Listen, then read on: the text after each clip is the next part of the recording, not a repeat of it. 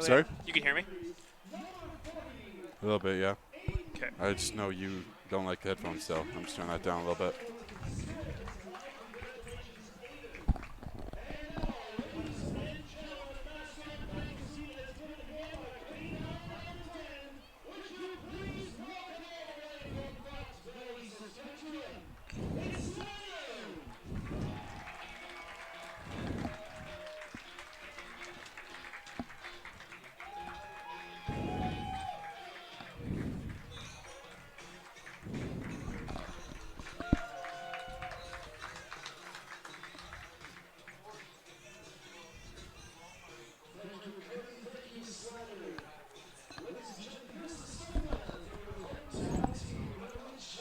Oh, EJ is Elmer Jerkovitz.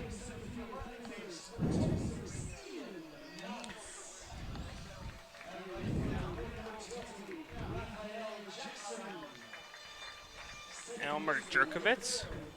Sorry? Jerkovitz? Jerkovitz.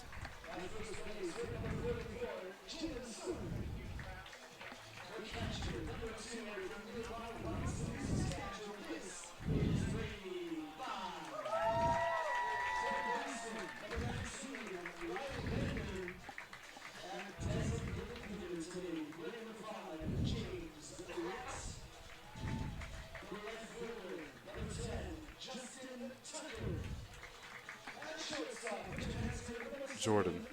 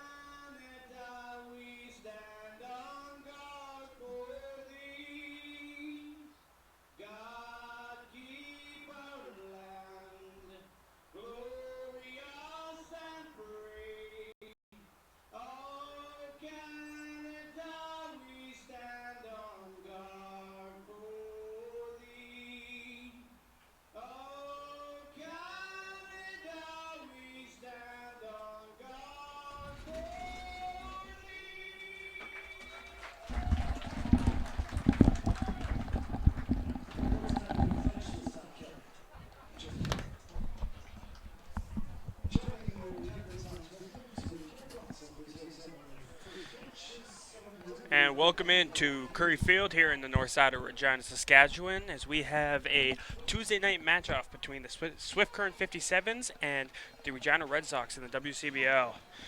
I'm here along with my partner Elliot. Tonight we got a battle of two different teams, one with a winning record and one with a record well below 500. What are you looking for tonight, Elliot?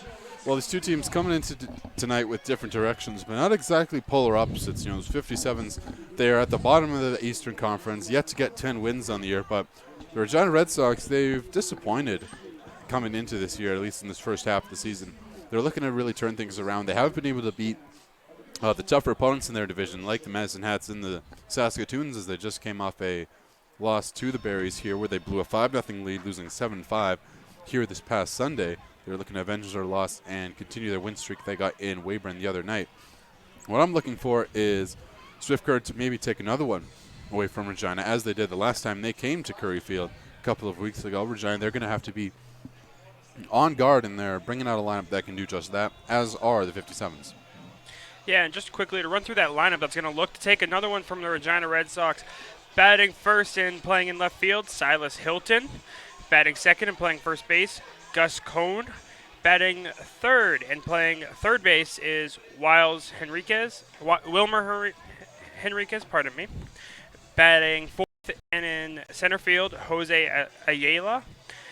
Batting sixth and playing second base, Enrique Reyes. Batting sixth and playing catcher, Luis Ayala.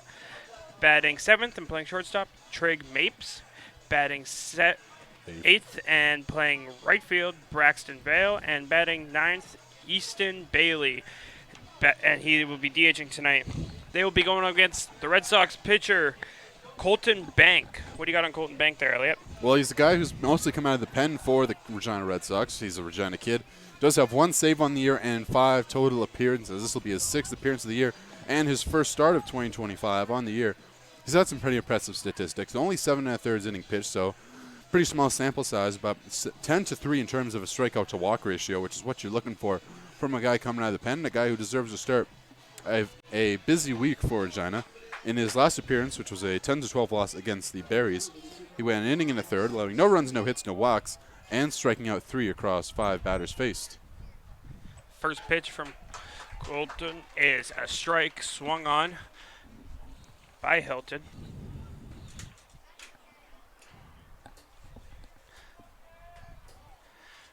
Bank sets for the 0-1. That one's lined into right center and will get down for a single. So the 57s will lead it off with a single by Silas Hilton to get us started. One of the better hitters on this 57s lineup, leads the team in base hits across 105 at-bats across 27 games.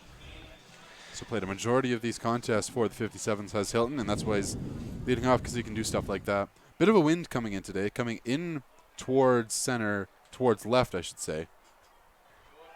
Wind kind of carried that one. As Hilton will row for second and get the base as the ball bounces in the center field. Hilton will not take third. Pitch was a strike. Gus Cone at the plate right now. Good jump from Hilton. That's his 4th stolen base of the year.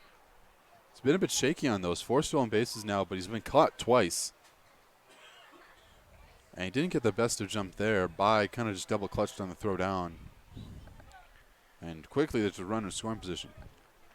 And Cone has 21 RBIs on the season in his 31 games played.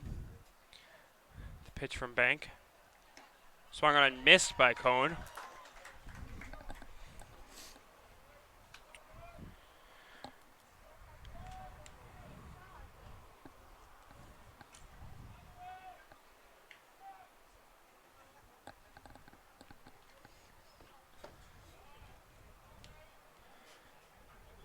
Cone, a pretty dangerous hitter, leads the team in RBIs and doubles. He's also walked a fair amount of times. Bank in the dirt. Silas Hilton takes a few hard steps towards third, but decides against going. Also has 3 home runs on the year. So a big power guy with this lefty-on-lefty matchup. Gus stands in that left-handed batter's box at 6'2", 210 pounds, out of El Paso Community College. He's from Buda, Texas.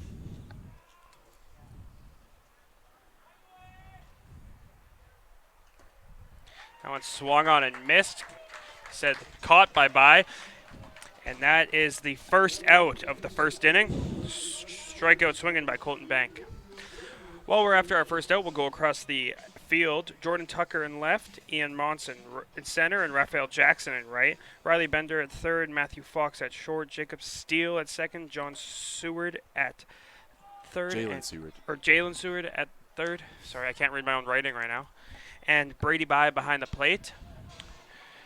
And of course, we mentioned Colton Bank on the mound.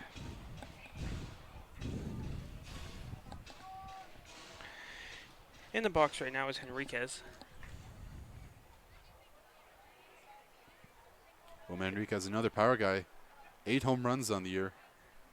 5 more than second best on the team. Yeah. Also got hits for some average, batting .316 on the season. That's the second best on this 57's roster.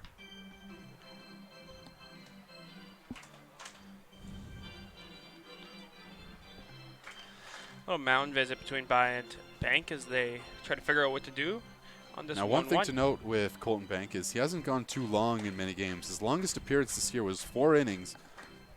Or excuse me, his longest appearance this year was 3 innings.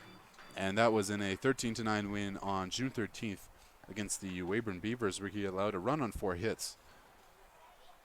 Bank sets. And he gets a swinging strike for strike 2. So what that means for Regina is you want to get these outs pretty consistently and outs pretty quickly. You want him working efficient. You want him working calm because, he hasn't seen too many batters going through an order in a game.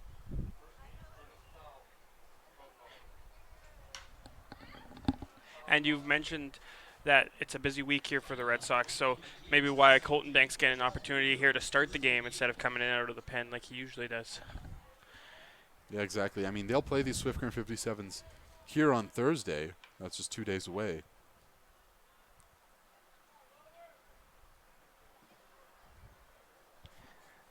Bank sets, fires. Ground ball back to Bank. Checks second, flips to first, gets the second out. Quick glove there from Bank on the mound and able to make a good play. That's a great job from Bank, the lefty. Was able to snag that one going towards his right. He made the smart play in turning to second, and I think the only reason he didn't turn and make the throw was because there wasn't a fielder covering the bag. And if there was, he very much had a chance of doubling up there. But, makes the smart throw, doesn't overthink it, which, a lot of young pitchers do in this league, and just makes the easy play. Yeah, very good maturity there from Bank on that play.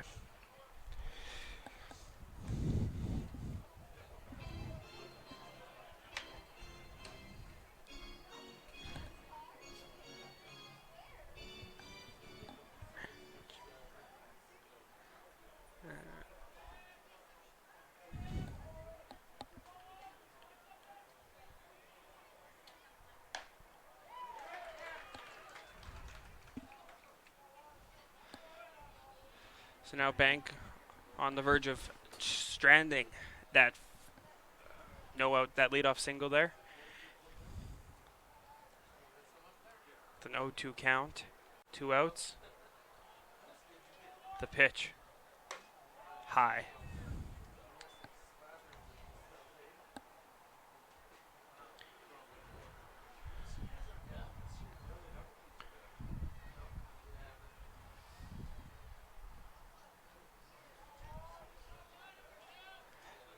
Takes a look on the 1-2. Doesn't get the call. A little bit outside, a little bit high. So now deuces are wild with the man on second. And the infield pretty shifted towards the pull side of Ayala, third base and short, well over.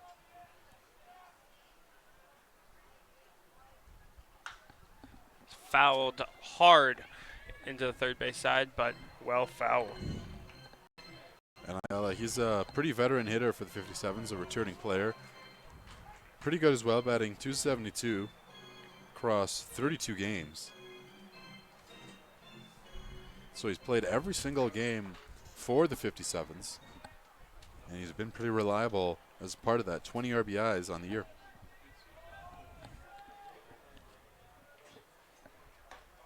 As that one bends in there for strike 3, and Colton Bank will strand the runner at second to end the inning. After all that, we got 1 hit from the 57s, 1 left on, no runs scored, no errors.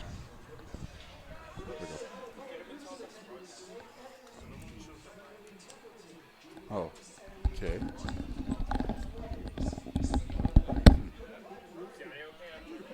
Yeah, no, it'll be fine. It'll be good.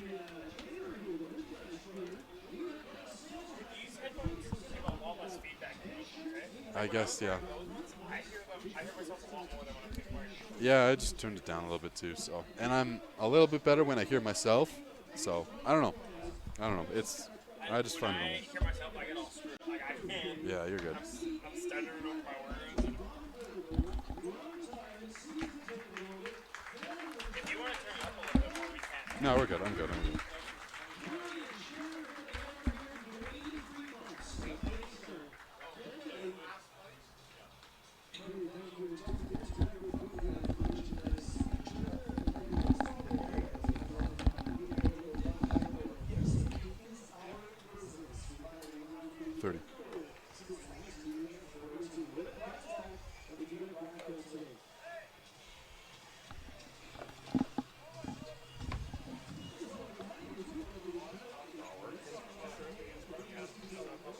You don't see it. No. Those commercials are in the cloud. I would only go like 30 and 60 because they're awful commercials to watch, like Cascade, Dish Soap, and yeah, see it's done now. Yeah, you don't see it pop up there, and you don't know what's playing. So. Welcome back into Curry Field here for the bottom of the first. We'll quickly run through the lineup here that the Red Sox will be running out there. Leading off, we saw him in center field, Ian Montz. Batting second will be Raphael Jackson. Batting third will be Jacob Steele. Batting fourth will be Jalen Seward. Batting fifth will be Brady By, the catcher. Batting sixth will be Riley Bender. Seventh will be James Wright. Batting eighth will be Jordan Tucker. And batting ninth will be the shortstop, Matthew Fox. They will be opposing the 57's pitcher, Adam Corte. First pitcher from Corte catches the outside corner for strike one. And noted absence on this Red Sox lineup, Jackson Searing, one of the better hitters on this Regina team, is taking the night off. Yeah, Searing having a really good season after coming up from LSU Shreveport this winter or spring, pardon me.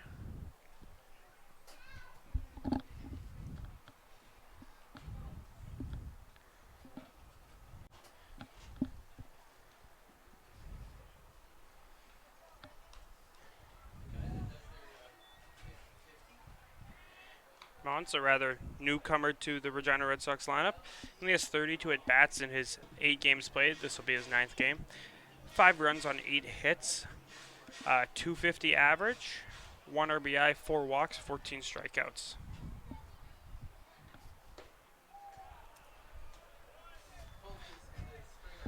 He does strike out here. That'll bring up the 2-hole hitter, Raphael Jackson.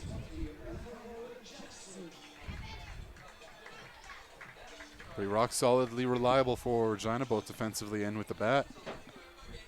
Good to have a left-handed bat at the top of the lineup in a order that oftentimes won't have too many lefties. So this one's lined hard into right field, going back towards the wall, and off the wall. Takes a big bounce to the left, and Jackson will round first, hard into second, take a big round around third, and stop there. Jackson sees the pitch he likes. It's a fastball over the zone. Times it well and pulls it extremely well into right center. He was really wheeling around second, thinking about third there, but was able to hold up. Cutoff kind of saved him from potentially being picked off, and now Regina have their runner in scoring position for Jacob Steele.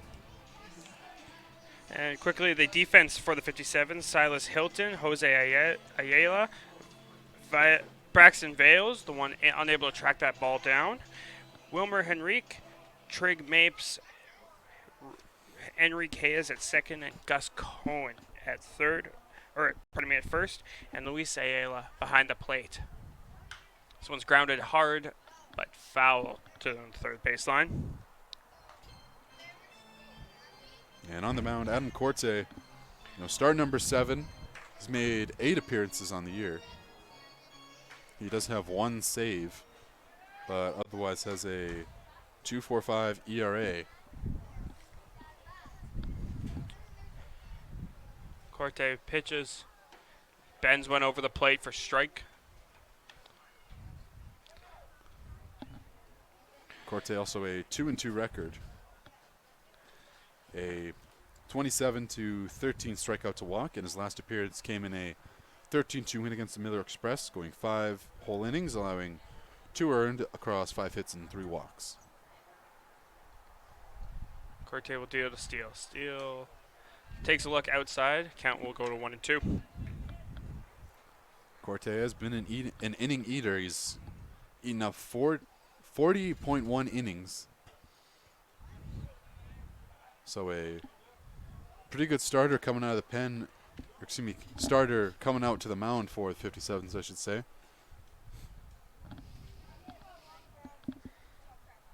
He does have a win against Regina as well back on June 11th, where they won 9-4 across 6 2/3, allowing 2 runs on 8 hits. That last pitch was up and in for ball 2. The count will run to 2-2. Steele stands in, awaiting the 2-2 pitch. Corte fires.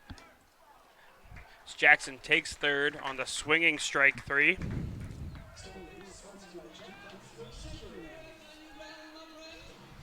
Well, the hit and run on, but Jackson, he's got the pace and he's got the jump to be able to take a base no matter what the call is. But kind of continuing on the trend of Corte and how he had a win against the Red Sox. That's been the only win the 57s have been able to garner against the Red Sox in the previous 6 meetings. Regina currently leads the season series 5-1, winning on the 19th of May, 5th and 6th of June, and July 2nd in a doubleheader. This one's lined out to center field. Will get down for base hit, and the Regina Red Sox will strike first as Rafael Jackson will cross the plate for the first run of the game. The Red Sox are best when they're aggressive at the plate and getting those first pitch looks that they're anticipating, whether it's a fastball over the plate or maybe some kind of breaking ball towards the inside there. Jackson's able to come in easily off a well-timed seaward swing. And now Jalen Seward stands at first base as Brady Bye, the local product, steps in.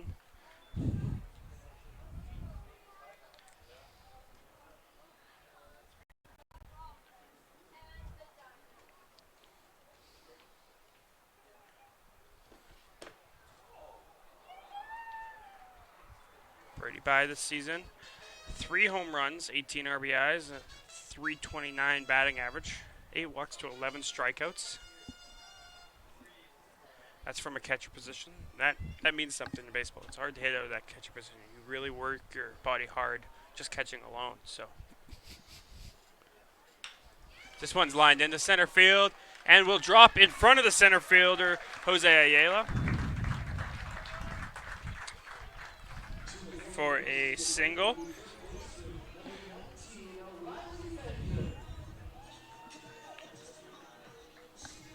So after having a man on third with 2 outs, the Red Sox have followed up with 2 singles and have a guy on first and second and scored a run in this inning with now 2 outs.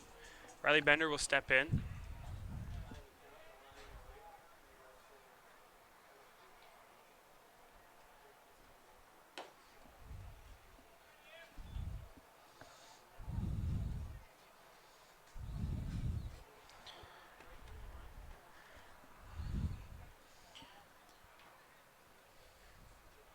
Riley Bender this season, 2 home runs, 26 RBIs. Batting .322 in the middle of this lineup.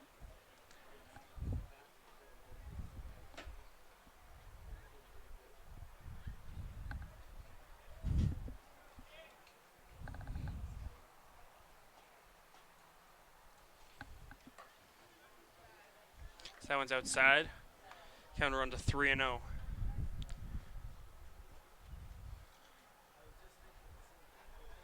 And last night against Weyburn in the 4-3 win against the Beavers, Bender went 1 for 4 with a walk and a strikeout as he starts his night off with a walk. As Bender walks here on just 4 pitches, we're going to see the catcher, Luis Ayala, head out and talk to his pitcher, try to calm him down out there. And early jam, still 2 out though, so I'm sure that's the message that's being relayed to Corte is just get 1 on the ground within reasonable reach for a Swift Current defense that can make a play when it matters. Yeah, definitely a time where you don't need to force anything as the pitcher on the mound. You just need to be sure.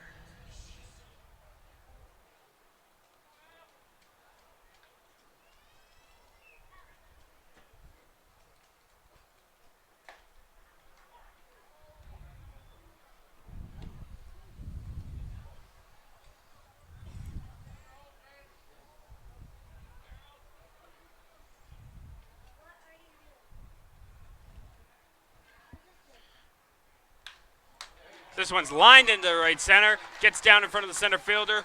One will score, and two will score for the Red Sox, as both Jalen Seward and Brady By come around to score. And James Wright showing why he's batting in the cleanup spot. Or excuse me, shows me why he's DHing tonight, I should say. Because he can make plays like that and get a good barrel on the ball. Smart base running as well from Brady By, able to turn that one around, trusting his third base coach to wheel him around. Setting in now is Jordan Tucker as he takes the first pitch for strike one.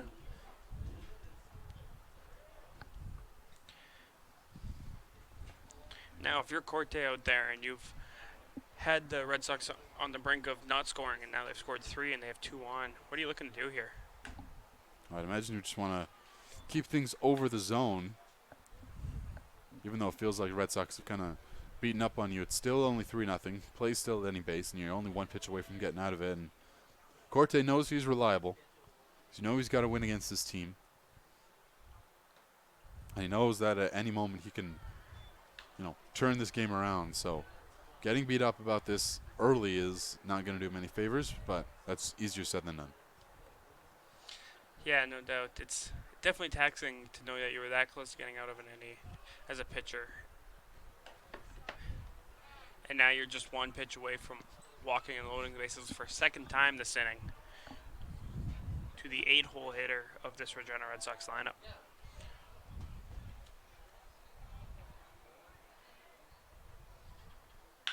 So this one's lined into left field and gets down in front of the left fielder. And the Red Sox will bring across another run. That is Riley Bender coming across to score after walking earlier this inning. And Matthew Fox, the 9th hitter this inning, will come up to hit for the Regina Red Sox. The Red Sox going all the way through, and Tucker there. Once again, that's just barrel on the ball. Nice, sweet sound. And again, some aggressive style of play there, sending Bender around. He was in scoring position, but usually when a ball is hitting to left, you kind of got to worry about the arm there, but no regard for the arm of Hilton. And instead they send him and pays off, 4-0.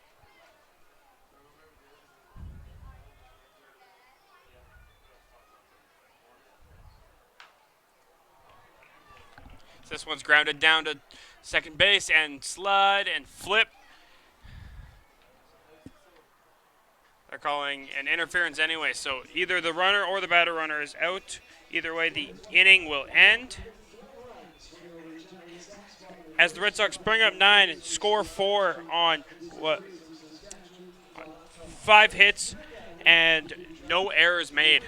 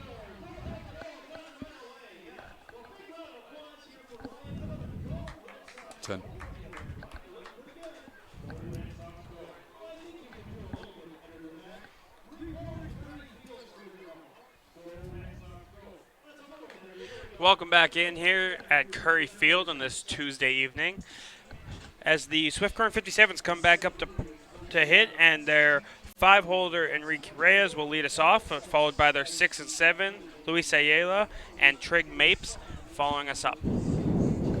Giving up 4 in the bottom of the first, they'll turn to their debutants, Enrique Reyes, the second baseman, coming out of Bunker Hill Community College, where he had a pretty good collegiate season in 22 games, batted .439 with 12 RBIs and 6 stolen bases, so showed the contact and the speed. And that's what the 57s need right now. They just need to get guys on base. This one's popped up towards the right side of the infield, and it'll be Seward at first base, bringing it in cleanly. One down. So first at bat, not going the way that Reyes would like, but he knows that there's plenty ahead of him as the season continues.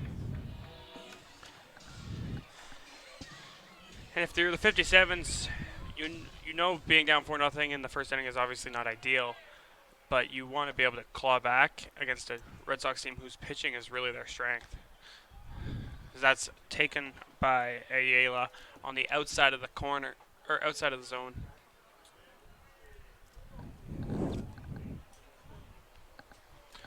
Colton Bank pitches the 0-1 in. That one's flown out to right field. Ranging back as Jackson jumps up and makes an incredible catch as he bangs into the wall. Great play out there by Jackson to track it until right up until the wall and put his body on the line to jump into the wall and make that catch. Luis Ayala, he's got some power as he sends that one opposite into right. It looked like Jackson was under it initially, but he was going back to the track. And everyone kind of in the building thought that this one might be gone. As you said, a fantastic grab going into the wall.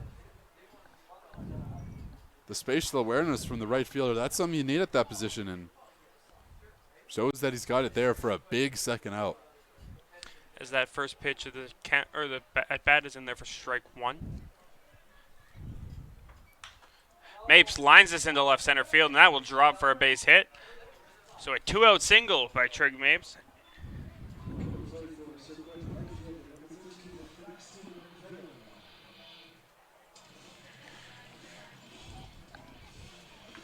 Braxton Vale will step in here. Batting 8th, playing in right field today. It's going to look to keep a little 2-out rally going, see if they can get something started here.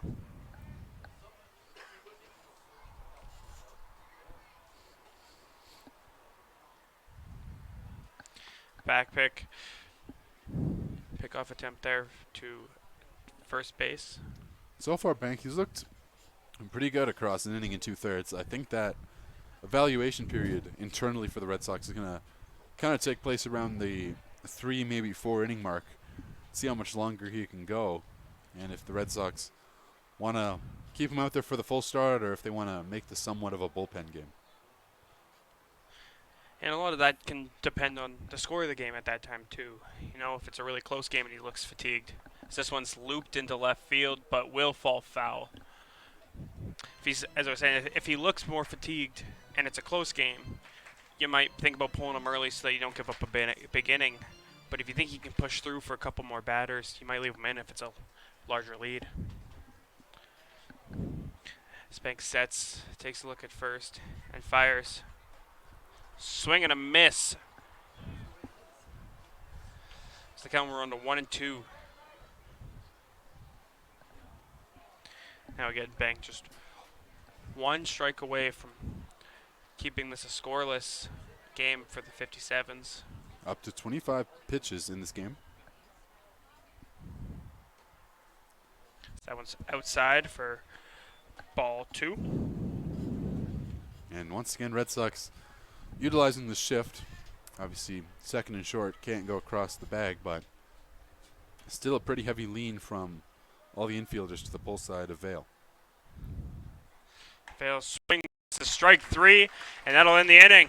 So on one hit and no errors, the 57s fail to score again, and we will go to the bottom of the second.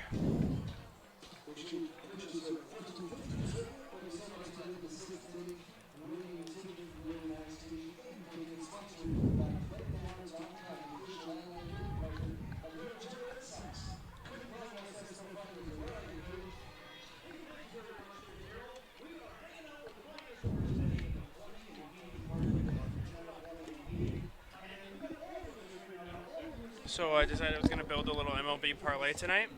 What? I said I was going to build a little MLB parlay tonight, and it was Mizorowski against the Dodgers over his strikeouts, and it was like 6.5 or whatever. He had 8 by the end of the third inning.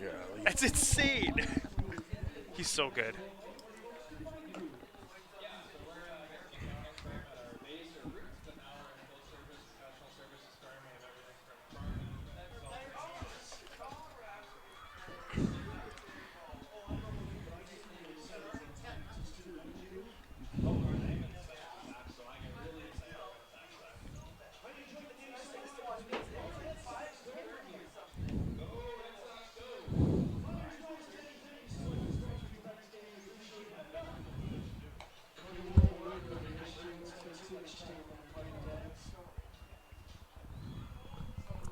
Ten.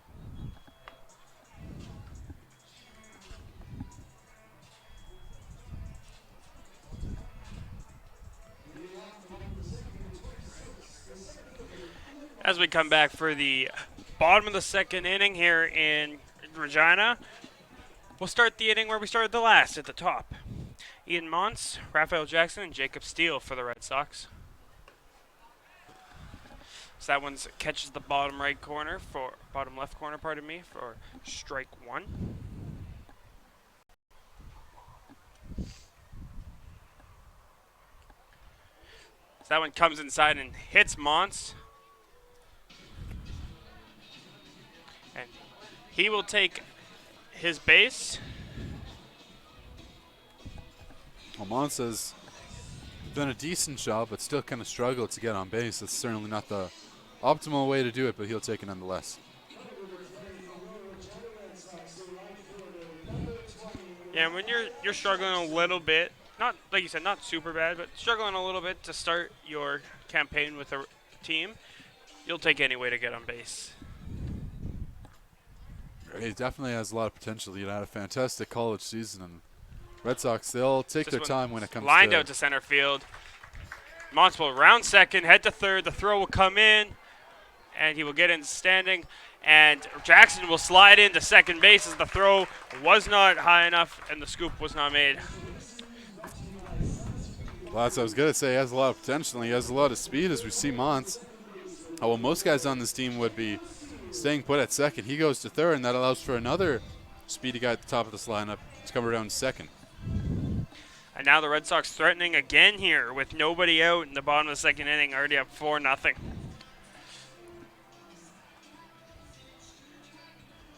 Yeah, there's a lefty getting loose in the 57's pen, but with such an experienced starter in Corte, I think the 57s are going to give him a little bit more room than we'd imagine. Infield in now. Corte just up to 30 pitches now. So that one bends in there for strike one. Jacob Steele last night led off and went 2 for 4 with a walk.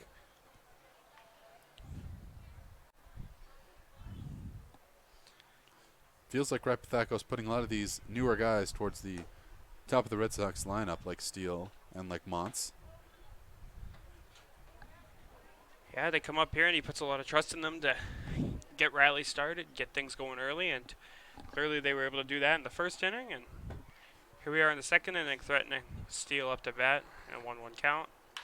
Grounded to second, takes a look, throws home. The slide is in, throw is not in time, and they will score. The Red Sox.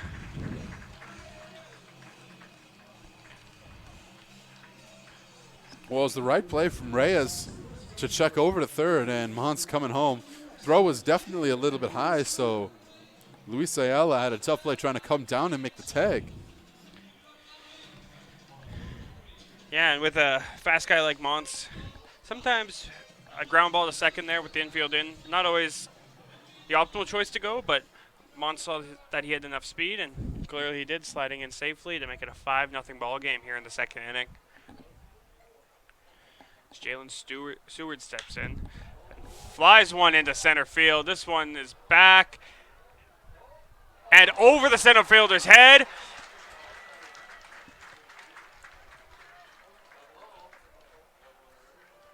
And that'll score 1 run. Raphael Jackson will score from second, but Jacob Steele having to hold to make sure the ball wasn't caught will only make it to second base. That makes it hard or impossible for Jalen Seward to get there. So that'll be probably one of the longest singles of Jalen Seward's career. But it looked like Ayala kind of had a little bit of a play at it going back. It looked like he was tracking it well. Tried to reach his glove over his head, and that'll bring home the 6th run of the game, and that'll be the end of the evening for Adam Corte.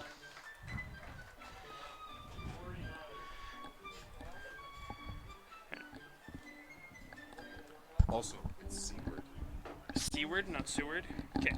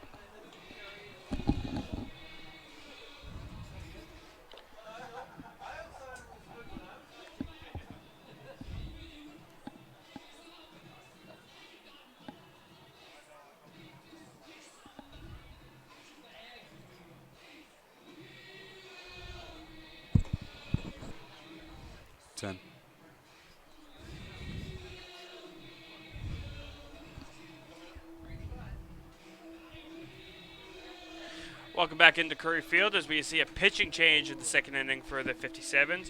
Luke Reeser on the mound now. What do you got on Reeser? Well, he's made two starts on the year, as well as 6 appearances in relief, an 0-2 record. Pretty inflated 6.35 ERA across 22 2/3. Struck out 16 batters, walked 11, and his last game was on the 2nd of July against Regina in a 6-1 loss where he went 4 innings, allowing 2 earned runs, 5 hits, a walk, and a strikeout across 19 batters. His longest appearance of the year came in a loss for McMurray, where he went 5 innings, allowing no runs and 4 hits. So 57's just looking for this guy to get him a chunk of the way there in the Northfield, Ohio native from Purdue. The lefty delivers outside, ball 1. And he comes in here inheriting 2 runners, 1 on first, 1 on second, and nobody out here in what's already been a 2-run inning for these Red Sox. And their catcher Brady Bye at the plate. The pitch swung on and fouled off by Brady Bye. So the line not yet closed on Adam Corte, but at the moment he has allowed all 6 runs across 1 inning on 7 hits, a walk, and a strikeout. And both runners are still his responsibility, as mentioned.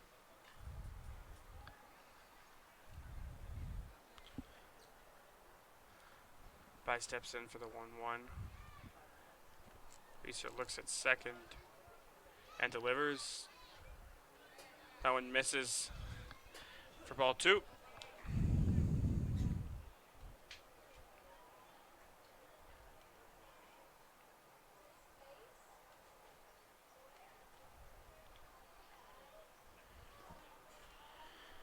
Infield once again a heavy shift towards the pull side of the lefty Bye. That one's inside for ball 3 on Bye. So a hitter's count here on Bye with nobody out and a runner on first and second. Yeah, if the Red Sox able to load the bases and bring any more runs around, that could really spell disaster for this game. Reeser Throws, and this one is lined into right field, and fair ball down the line. One runner around third. That'll be an RBI double for Brady Bye. Jalen Seward will get to third, and Jacob Steele will score. RBI number 19 for Brady Bye. He's been a somewhat unsung hero for this Regina team. He's been very reliable coming out of the batter's box, being another one of those rare left-handed bats. There he's able to put 2 runners in scoring position, bring 1 runner around as that one a couple of feet away from the foul line, but well fair from the big power man for Regina.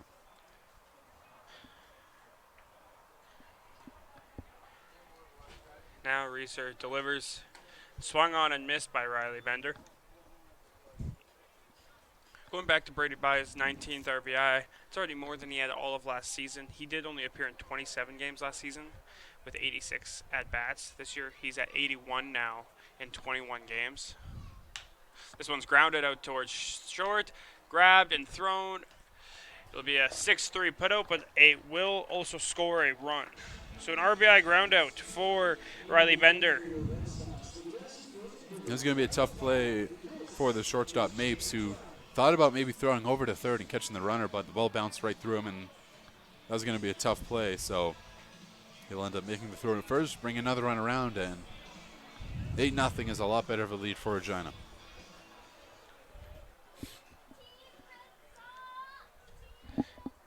And in steps the DH tonight, James Wright. The pitch to Wright, swung on, missed. Change up. Yeah, unfortunately, this is a rather familiar sight for Swift Current fans. Only 7 wins on the year. You know, big losses and big disadvantages in games are something they've seen a lot. So that one's low in the zone and down for ball.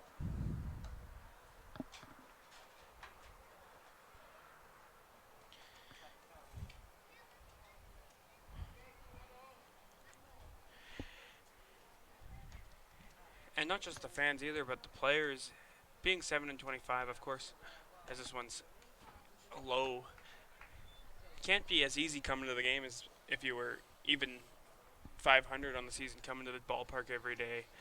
But you come out here with that competitive bone in your body, and you look to win every game and improve on yourself, improve as a team. That's what they look to do here, is they try to claw back into this one. So that one's high and outside. No, and there's still a ton of baseball left to go. And, I mean, you know, you see the fielders making great plays. You know, we just saw earlier Luis Ayala making a play out in center, trying to dive for a ball. We've seen some throws in. We've seen Swift Current just trying to stop the bleeding, but Regina there putting their foot on the gas, and 57s have no response. This one's lined into center field, and it will get down for another base hit. It'll score another run. So an RBI single there for James Wright, as Brady Bye will come across the plate. So that's all the runners responsible to Adam Corte. And now he'll officially have his line closed. An inning, 9 runs, 7 hits, a walk, and a strikeout.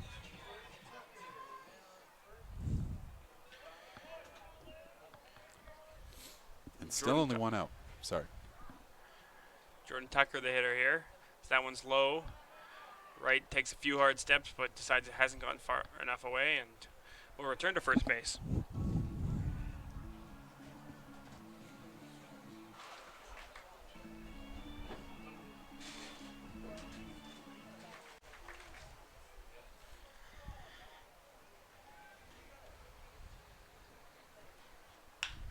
This one's grounded through the 6-5 hole, and will be another base hit for the Red Sox.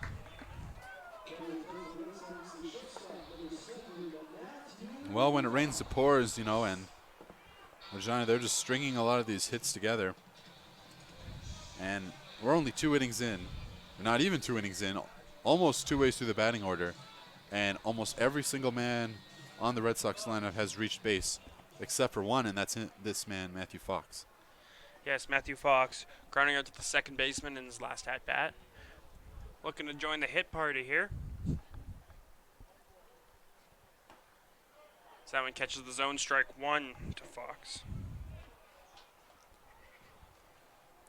So the 57s haven't played since Sunday, where they lost 8-6 to Weyburn.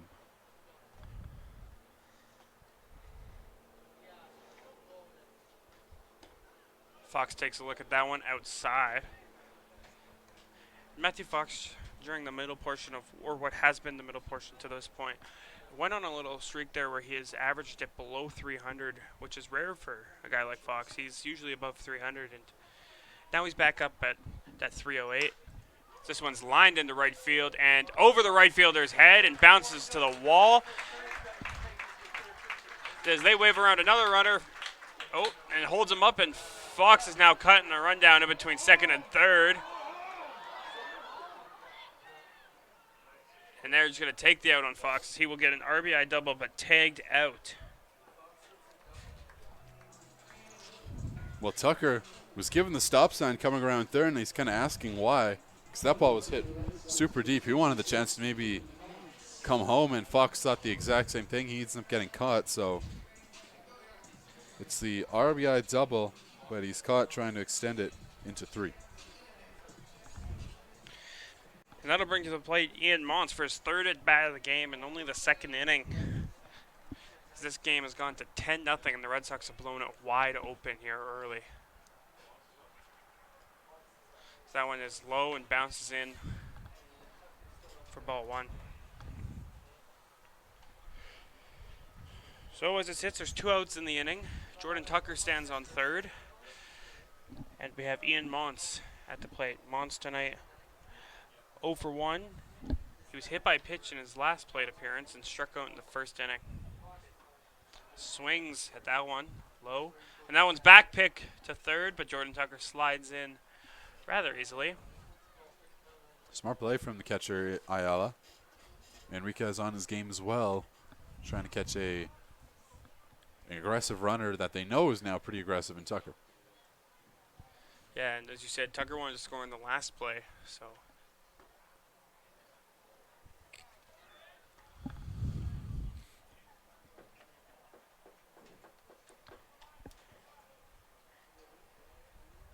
As we speak of Tucker's aggressiveness, he does have 6 steals, 2 caught stealing, so 8 attempts.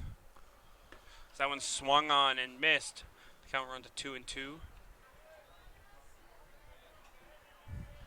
So again, deuces are wild here for Mons. 2-2 with 2 out, runner on third base. Just gonna look for a little base knock and try to open this up even a little more.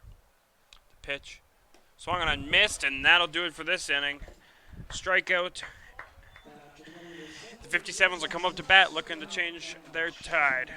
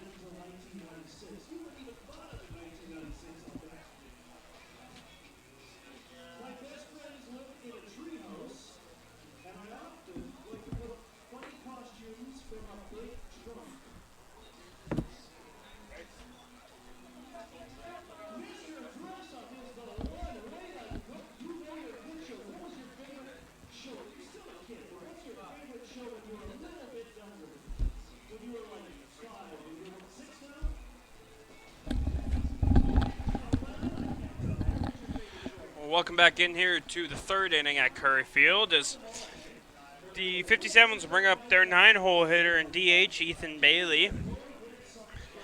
Ethan Bailey comes into this game batting a, pardon me, let me just find him here.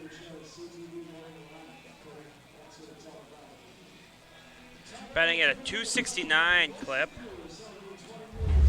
269, 26 so rather good player here.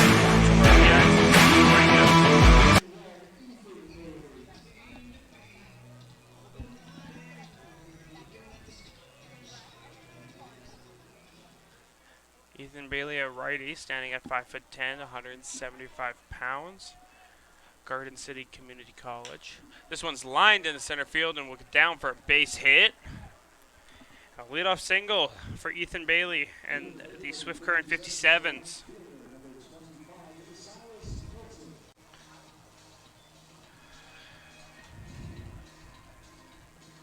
Quickly, we'll take a look around the rest of the league. Barry's leading the Miller Express 5-2 in Saskatoon. Medicine Hat beating Weyburn 6-0. Fort McMurray went into Energy City and they're up 2-0. Okotoks hosting Lethbridge up 1-0. And Colton Bank delivers the pitch here outside. And finally, Brooks hosting Sylvan Lake and they're up 5-2. So this is the leadoff hitter, Silas Hilton. Bank will throw to Hilton. High. Back pick from By. And the tag was missed. Throw was in time, but Seward just couldn't apply the tag. And the runner on first will get back safely. Ethan Bailey got caught leaning.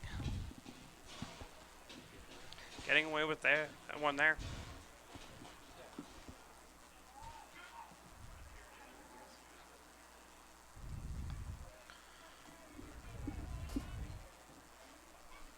One swung on and missed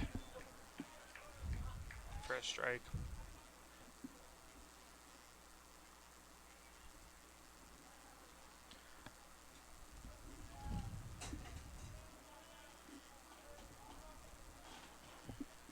Colton Bank steps and fires. Swung on and missed. They're going to call, catcher's interference. And that'll give Silas Hilton the bag.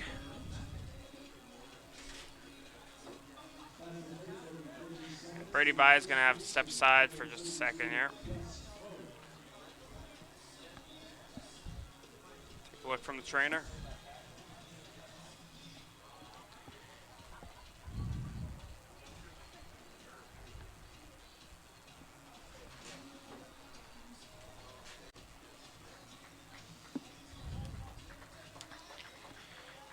He will be coming out of the game, it looks like. And entering will be catcher Red Hodgins. Red Hodgins, also Regina product, playing in Taft. He's a freshman. He wears number 46.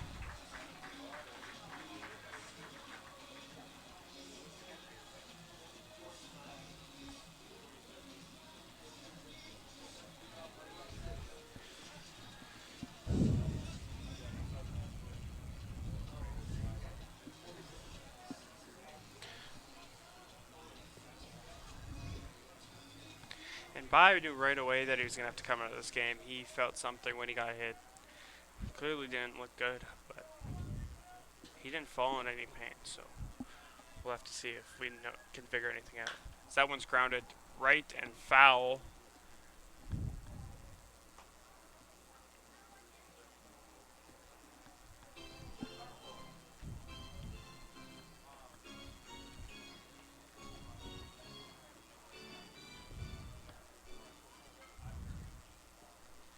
New catcher Red Hodgins gives the sign.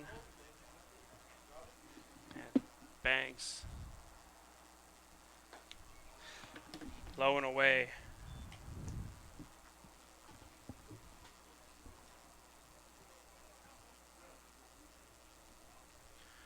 Gus Cohen in batting .263 with 3 home runs and 21 RBIs. Looking to make it 22 or 23 here if he can. So that one swung on and missed for strike 2. Count will run to 1-2 now. Colton Bank working really efficiently right now with 34 pitches through his first 2+ innings. Looking to keep that going. He sets, takes a look at second, fires. That one's in there. Strike 3. His home plate umpire, Mike Richard, brings him up.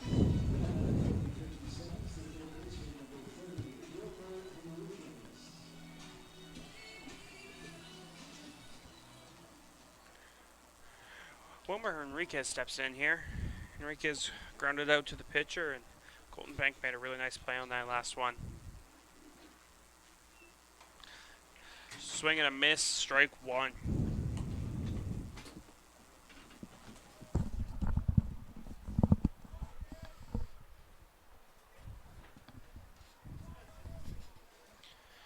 Hodgins gives a sign to Bank. He sets, takes a look at second, and another. So that one's looped into right field, high and deep, and it will be, again, jumping catch.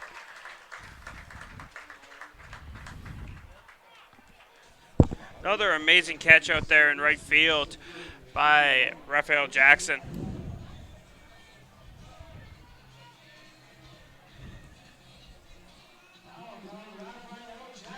Now with 2 outs in the inning, a guy on second and a guy on third. Colton Bank looked to squeeze out of this one as well.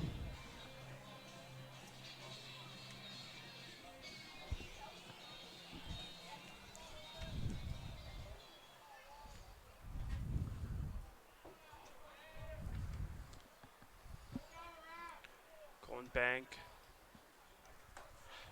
throws the pitch, and Jose Ayala will be the batter. He'll swing and miss.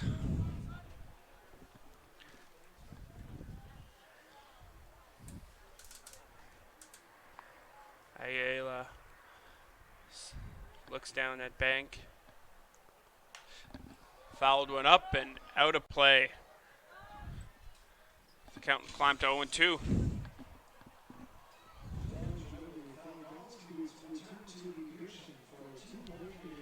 Ayala with 3 home runs, 20 RBIs at the .271 average.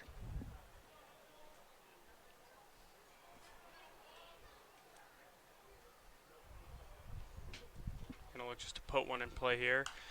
And he fouls another one off. Out back behind home plate.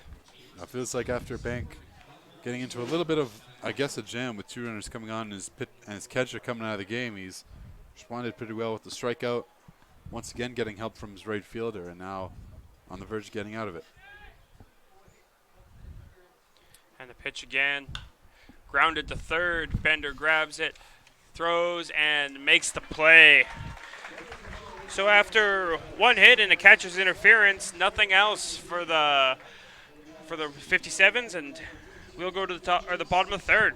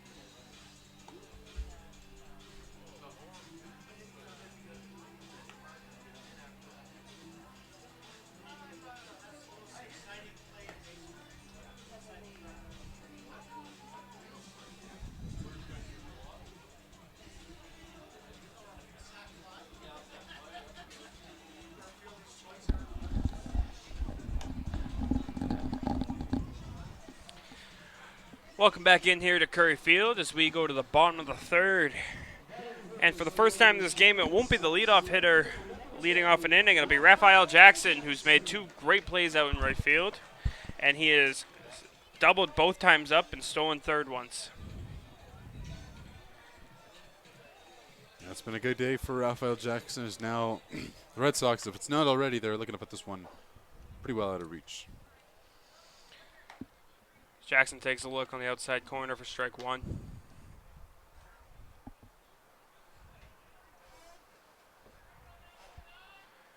Reeser delivers outside for ball 1.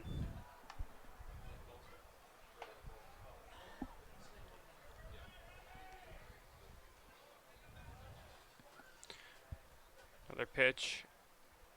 Low, ball 2.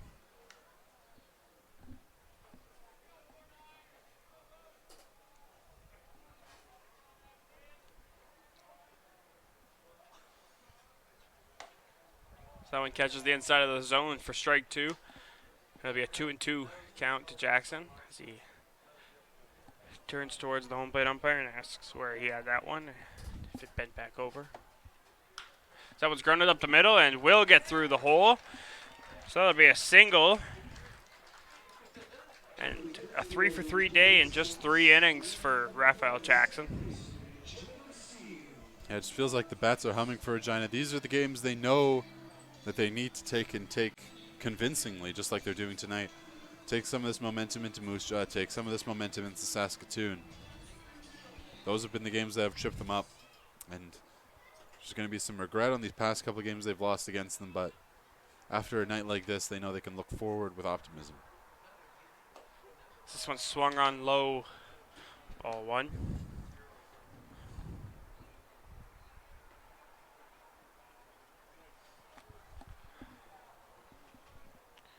Jacob Steele, the batter. Ball outside.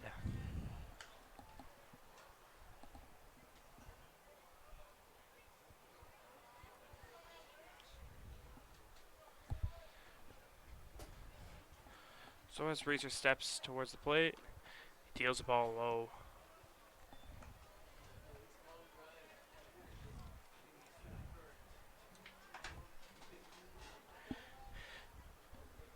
Steele stands in with 5 RBIs on the season, 242 average, and lifts this one into right center. And the right fielder will make the catch out there. Braxton Vales able to track that one down and make a nice over-the-head catch for the first out of the inning. Val with a good grab. Feels like there's something in the air over in right field. Just be able to track that ball really well. Looked like that was going to land right between right and center, but instead he's able to curl his run and make the grab, read it well. The sun is starting to go down, we should note, so that's not really becoming much of an issue as the spotlights come on here at the ballpark. So it's going to be a little bit easier for the fielders. That one's outside. And, throughout this game, the early part of this game, of course, that is,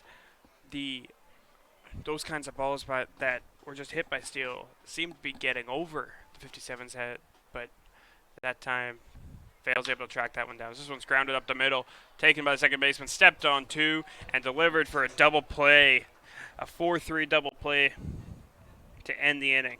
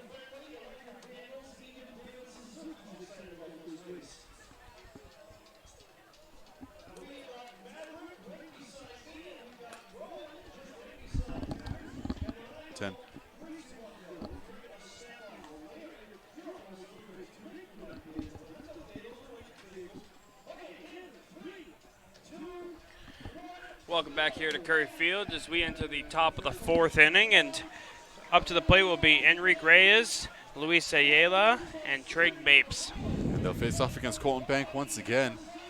If he can get through the rest of this inning, he will match his season high for innings pitched, which would equal 4.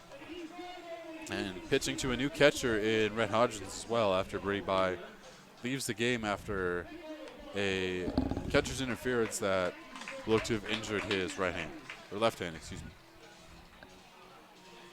Yeah, it looked to have caught his finger. He pulled his glove off, took one look at it, and said, nope, I'm coming out. Walked immediately back to the dugout, and Rhett Hodgins came in.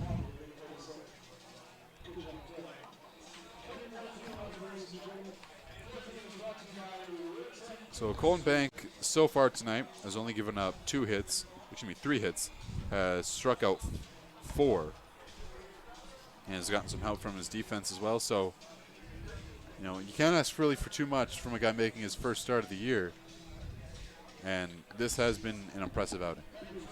Yeah, Colton Bank has been really efficient too with his pitches and really working through this lineup well.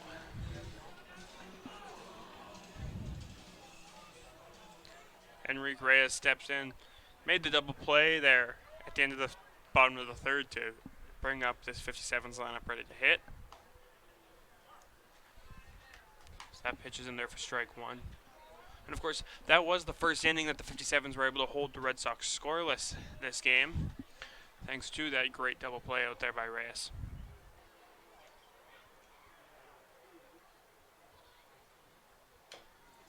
That one's grounded foul, strike 2.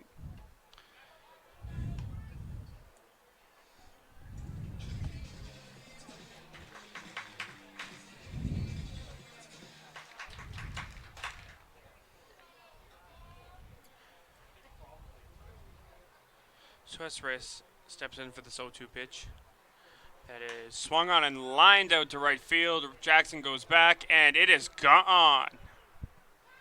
Part of me that stayed in the park. I thought it went over the fence.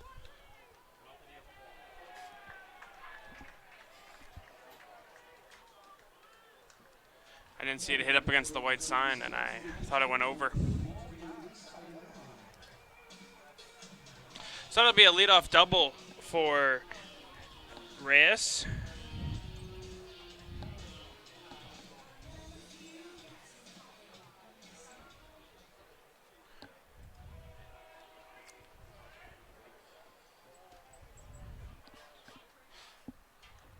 Usually when that ball's hit into right field, it feels like in this game that right fielder's going to make the play. Jackson kind of just gave that one up as it comes in off the wall. He says, I've made my amazing catch today. I'll just sacrifice throwing this one in and maybe catching him coming around. That one misses well for ball 2. Colton Bank here pitching to Luis Ayala. Ayala with 2 home runs and 11 RBIs in the season as he has a running and scoring position with nobody out.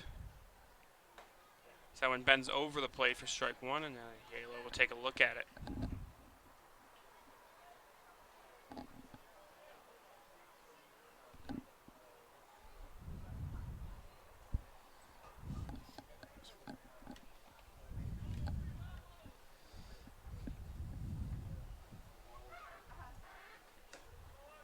So that one's outside, and Ayala will be sitting in a hitter's count here.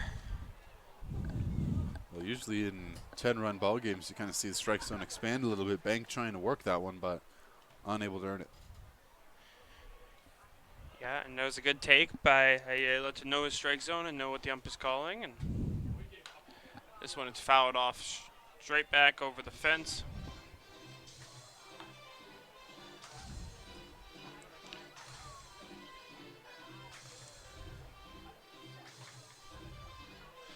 So the count run full to Luis Ayala.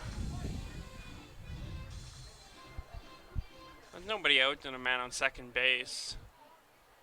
Swift Current down 10 runs. They're going to look to put a little bit of a dent in it here soon. Pitch grounded to second base. And the play is made out there at second base by Jacob Steele.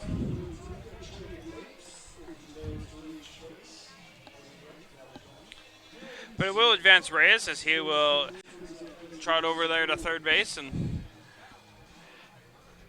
he stands just 90 feet away from the 57's first run of the ball game.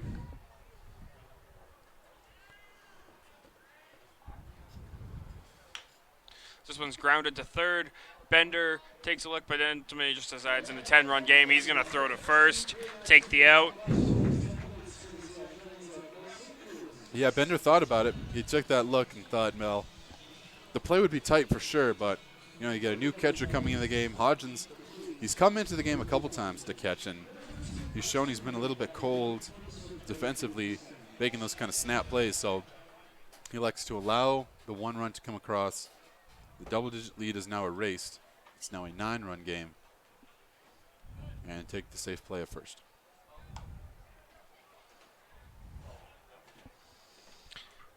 First pitch in there for ball, or not in there for ball.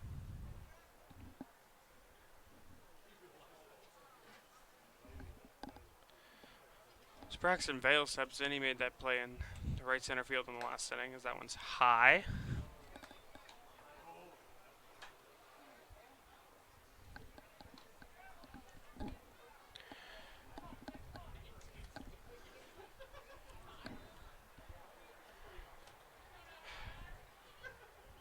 Bank delivers.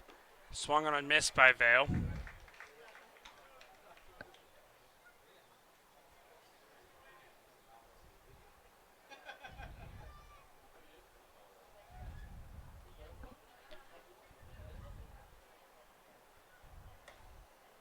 So that one's in there for strike two. So 2-2 with 2 away here in the top of the 4th inning.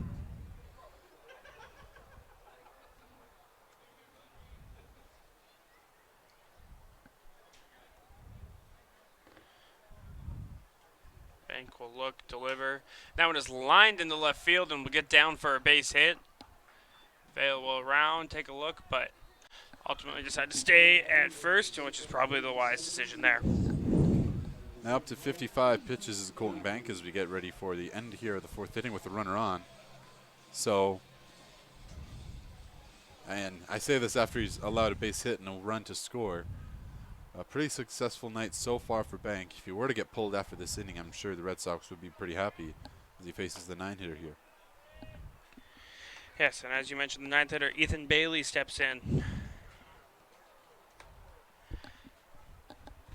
Ethan Bailey singled and got stranded at second in his first at-bat, which was in the last inning. This one is hit hard to left field and bounces fair just inside the left field. Ground rule double. Ground rule double, they will call. So instead of scoring, which Braxton Vale was about 3 feet away from doing, he will get pushed back to third base as the ball bounced over the wall, but stayed fair long enough to get that hit. Well, kind of unfortunate there for Bank, and also kind of a little fortunate there for Bailey. That one was well hit going into left. That seriously had a chance to go, but landed maybe half a foot away from the track and takes a hop over. Red Sox lucky they don't concede another. Yes, for sure. And as Bank looks to end this inning with just 1 run given up, steps in the leadoff hitter, Silas Hilton. Hilton singled in the first and then stole second, and then he was the hitter, or the batter, who made contact with Brady Bye's glove and reached on catcher's interference in the last inning.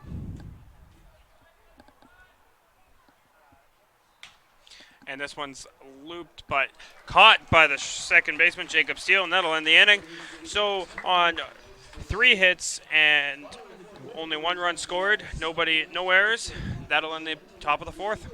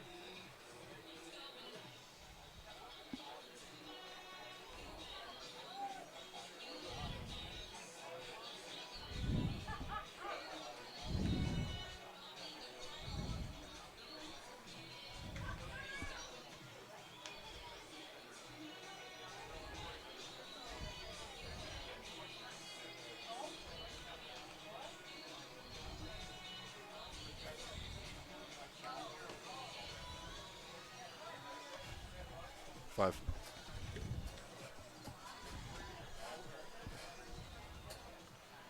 And welcome back into Curry Field here as we start the bottom of the 4th inning. And steps the defensive substitution for Brady by Rhett Hodgins, his first at-bat of the game. He's got 6 at-bats in the year in 6 games with 2 hits and 3 RBIs. He's walked once and struck out twice.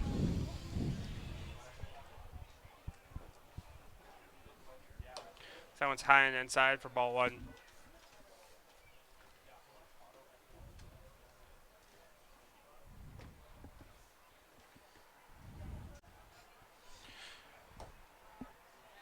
Reeser continues to stay out on the mound here for the 4th inning.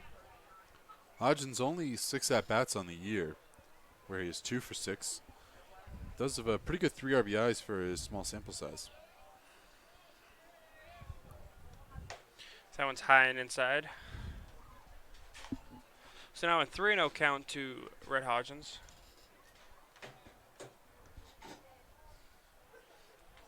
As you mentioned, yes, 3 RBIs to only 2 hits. So that one finds his own, strike 1.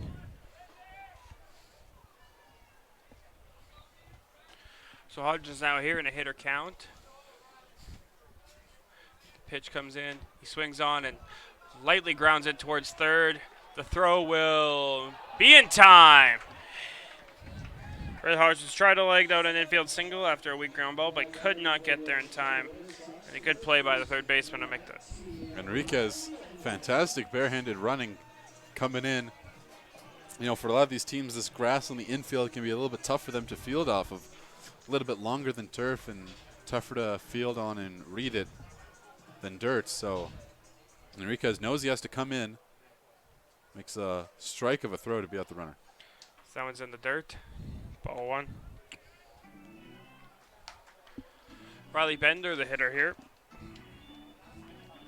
He walked at his first at-bat and then grounded out to the shortstop in his second at-bat.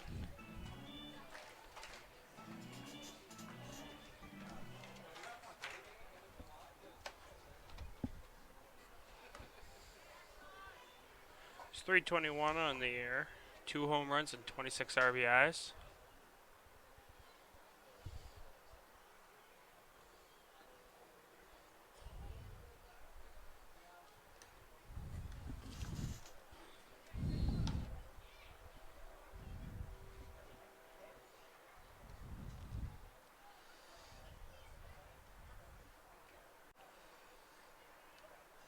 Bender takes another look, and then they'll go to 3-1.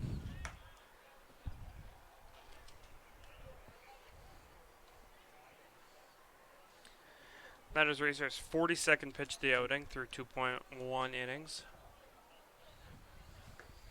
Ball 4 as Bender will take his walk, second of the game.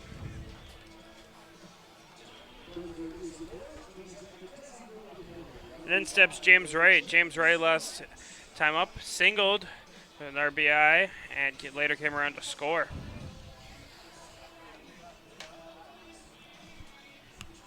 It was back in the 6th run second inning for the Red Sox.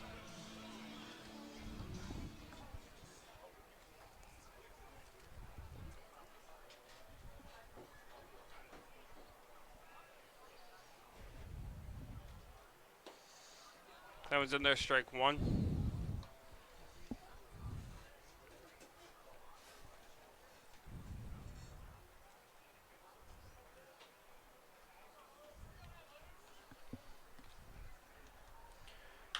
This one's lined into left field and down for a base hit. Bender comes around second, stops at third, and that'll be a double for James Wright. Now the Red Sox have runners on second and third with just 1 out here. Jordan Tucker coming up to bat. Hilton had trouble fielding that ball out in left field, trying to pick it up and throw it in. Looked like Tucker was thinking about maybe rounding it once he saw that, but throw came in pretty well. Excuse me, Bender thought that. And now Tucker, serious chance to add to his RBI total. With a base hit here, Tucker can eclipse that 20 RBI mark on the season. So that one catches the zone for strike one.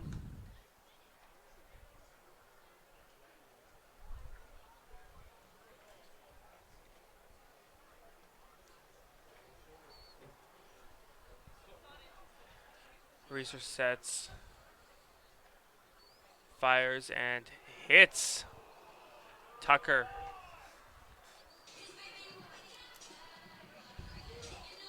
Tucker looks to be in some pain. He caught that one in the front leg.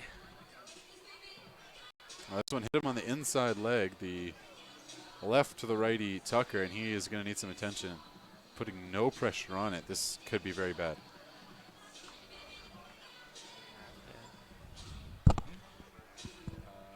He's putting a lot of pressure on that bat. It's the second hit by pitch of the game. First one out of Reeser.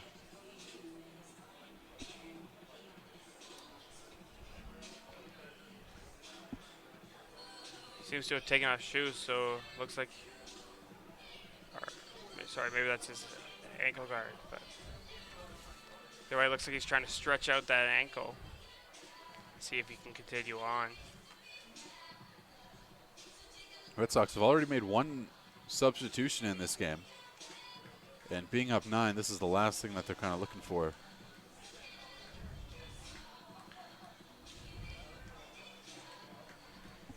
But he's going to make his way down to first. Looks like he's going to try and stay in the game.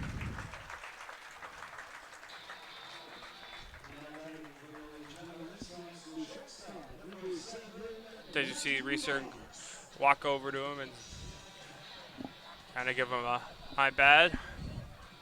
Obviously, especially in a 10-1 game, you're never trying to hit a batter. It's never in your intention.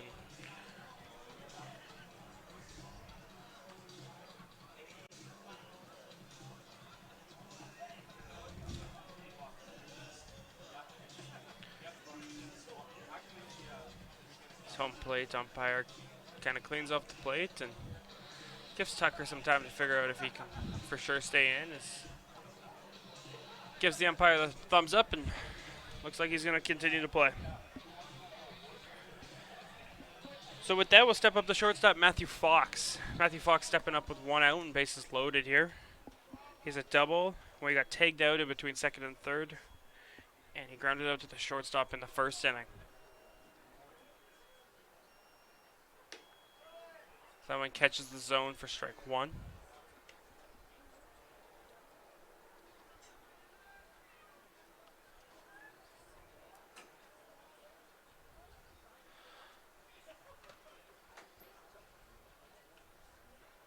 Reeser gets the sign he likes. Takes a look down the battery, and this one is fouled off by Matthew Fox. Fox still a little bit behind that one and fouled it hard, but out.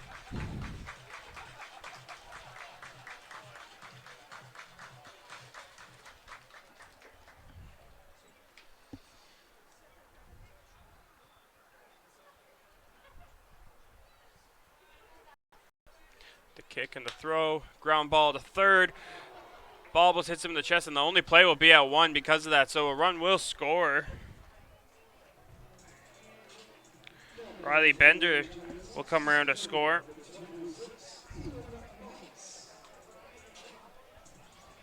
And both on a runner's advance, and it looks like Enriquez is down, holding his neck. I think this ball came up and hit him right in the throat. He is in a lot of pain here. You know, and as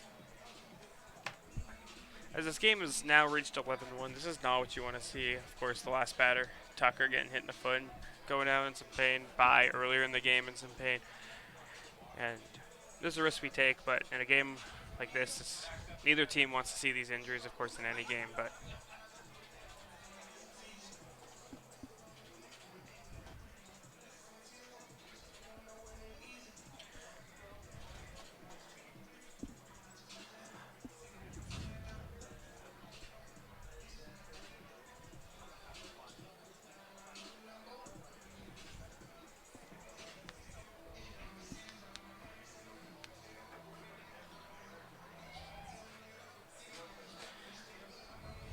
The Red Sox trainer was fast out to make sure that he could go help third baseman of the 57s.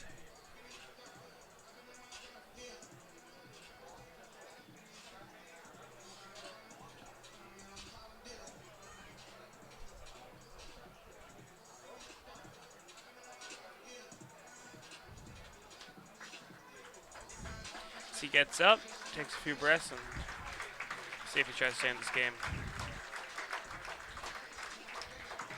Applause for the 57 from this Curry crowd as he stands up.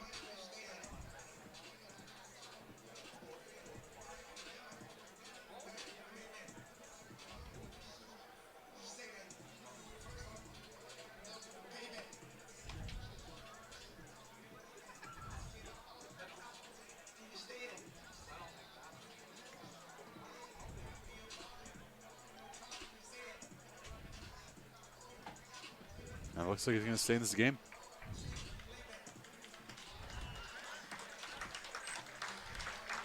Another round of applause as he decides to stay in this game. The Curry Field crowd is applauding him.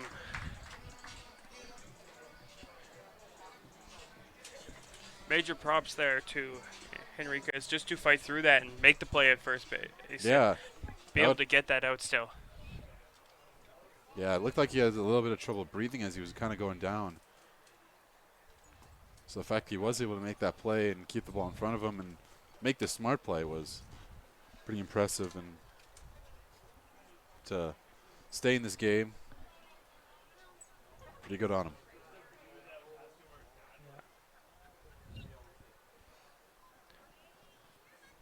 As this pitch is grounded foul. We are back to the top of the order as Ian Montz. He has 2 strikeouts and was hit by a pitch. Scored on that hit by pitch. He batted twice in the second inning as that was the second time that they had brought at least 9 batters to the plate, that being, of course, the Red Sox. So that one's low.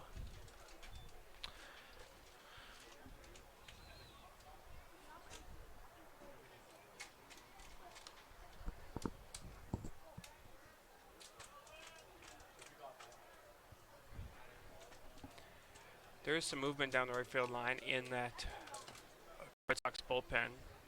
A righty looks to be at least getting a little warm. This pitch in there, high, ball 3. So hitters count with 2 out to Ian Montz.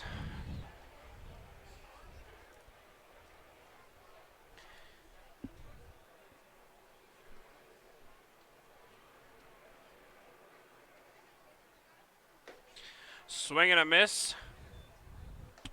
This count runs full.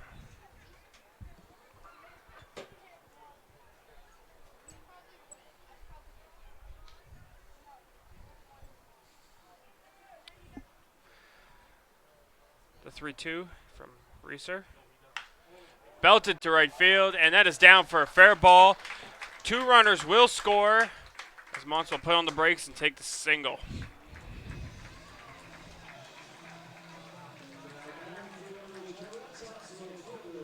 So a 2 RBI single from Ian Montz, first hit of the ball game.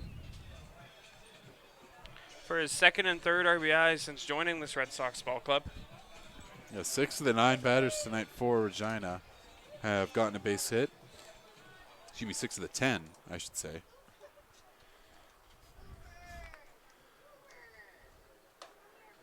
So just an overall pretty successful night for the Sox.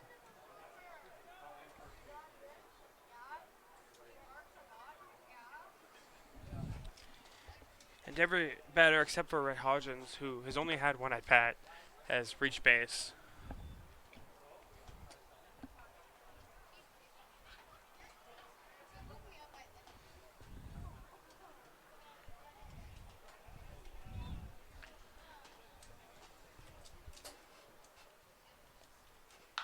This one's hit hard into right field and will get down at the base of the wall. And the runner will come around third. And they will score with an RBI triple for Raphael Jackson. Ian Mont scores.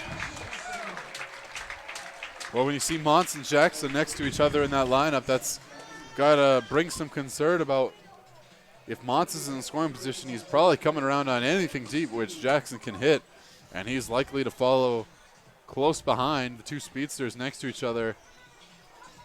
And this could potentially be the end of the day for Luke Reeser, excuse me. Yeah. Looks like they'll be bringing a righty in. We'll get you the information as soon as we can. We'll come back right after this.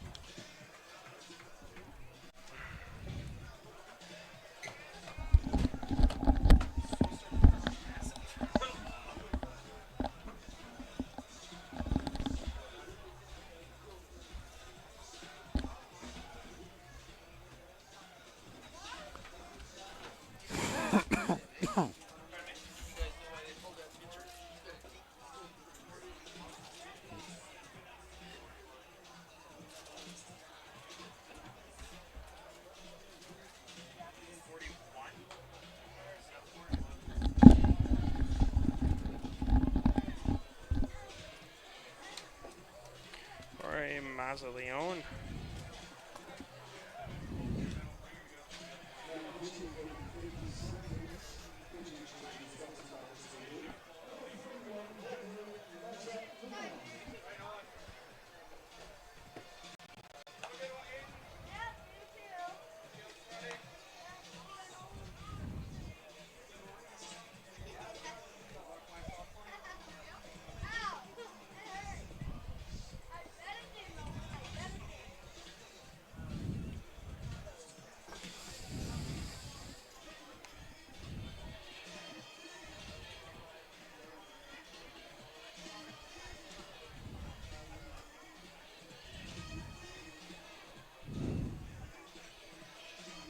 $15.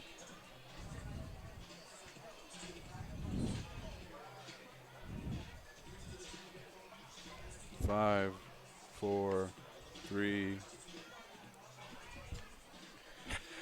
Welcome back into Curry Field as the pitcher that steps in onto the mound for the 57th is Jorge Mazaleon. What do you got on Mazaleon there, Elliot? Well, Mazaleon, a Toronto, Ontario native from McPherson College. He has made only 2 appearances on the year, but a returning 57s guy. He was 1-1 last year with a 9.44 ERA. Already get better than that at a 6.75 this year. Has a small sample size of 4 innings, but he's stricken out 5. He last pitched on July 2nd against Regina, where they were shut out 9-0. He went 3 innings, allowing no runs on 1 hit, a walk, striking out 3. So hoping he can do the same here and put up goose eggs for the final 5 innings. Yes, and Mazaleon delivers first pitch ball to Jacob Steele. Ball 2 outside. And in Mazaleon's other appearance, the 57s lost to Sylvan Lake 8-0. When he pitched 1 inning, 3 runs, all earned, 1 hit, 2 strikeouts, 1 walk. So that one's outside as well. The count runs 3-0 quickly here for Jacob Steele.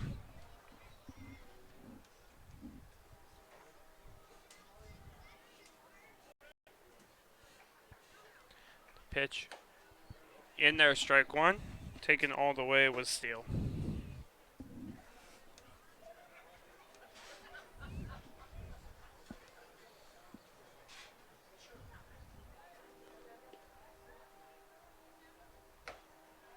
That one's inside for ball 4, and Jacob Steele will take his walk. Getting close to going all the way through here for the second time today, as we had over an hour and a half into this game. Not even midway through, and Red Sox still threatening once again.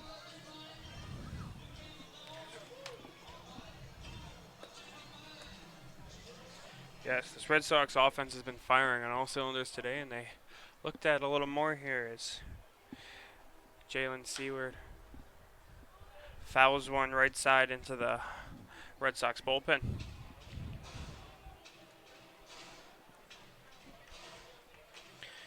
Seward grounded into a double play his last time up, and that was to end last inning.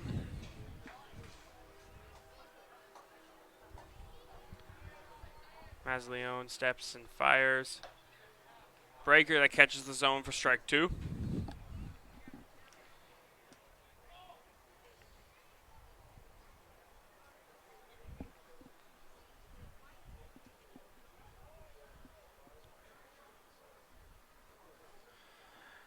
The 0-2 low and away. Jackson on third, Steele on first.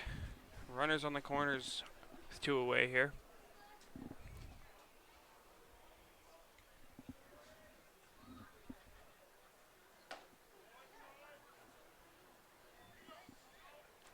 Checks down, but no swings as the first base umpire. Elsmer Jerkowitz.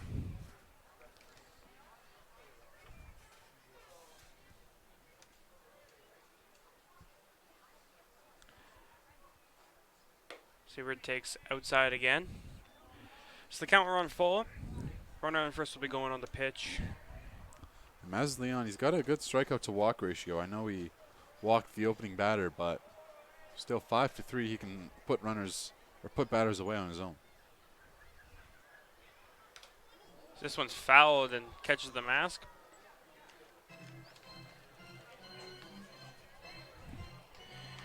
Mike Richards just going to take a second, catch his breath after getting hit.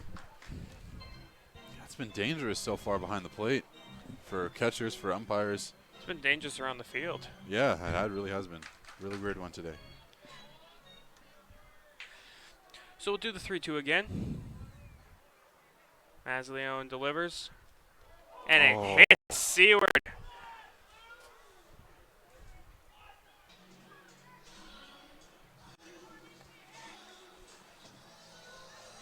So that's the third hit pitch today for the 57s.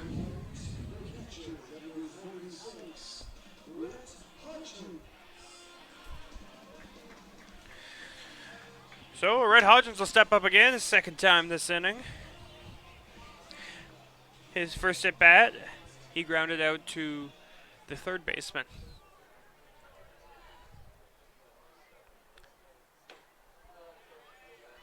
This time couldn't be in a more opposite situation. He came up and led off the inning, meaning nobody on, nobody out. This time, bases are loaded and 2 out. Mm-hmm.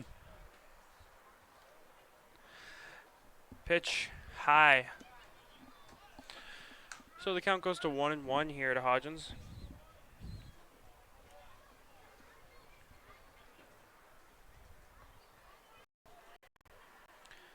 Hodgins awaits and looks at a second strike. Count goes to 1-2.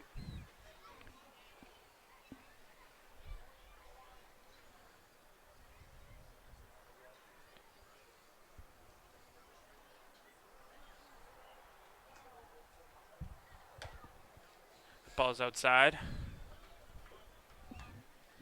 Yeah, a lot of long at bats so far for Masleone. He's hitting the strike zone well, but unable to get these Regina hitters to swing at anything outside. Pitch. Ball again. So the count will run full. All runners will be going with 2 outs. Red Hodgins looks to add to his RBI total here. And he'll do it, adding 1 RBI on the base walk with the bases loaded.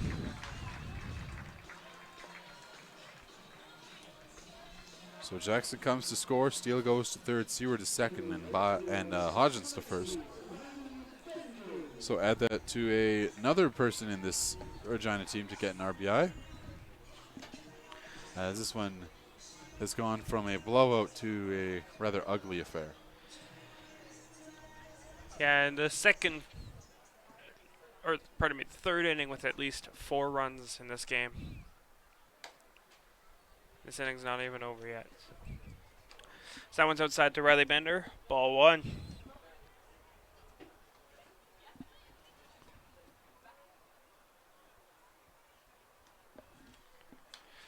Bender fouls that one straight back into the netting.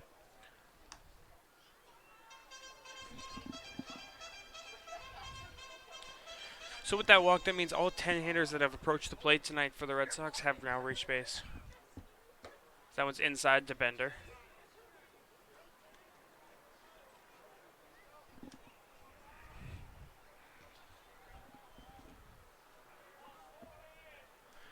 Leon sets for the 2-1.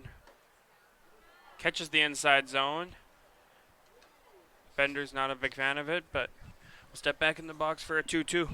Yeah, he's not a big fan of it, and I think he just took a look at the scoreboard and reminded himself of what kind of a situation we're in and not want to lose his head over. So that one's called strike 3. Not only in the inning, but the Red Sox put up 5 runs again, and we will go to the top of the 5th. Up 15-1 are the Red Sox.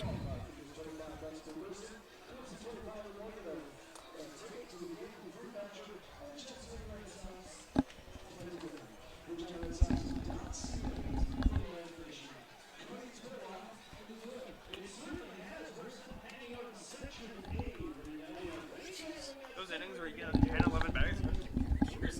I know, it's just over and over and over. This is.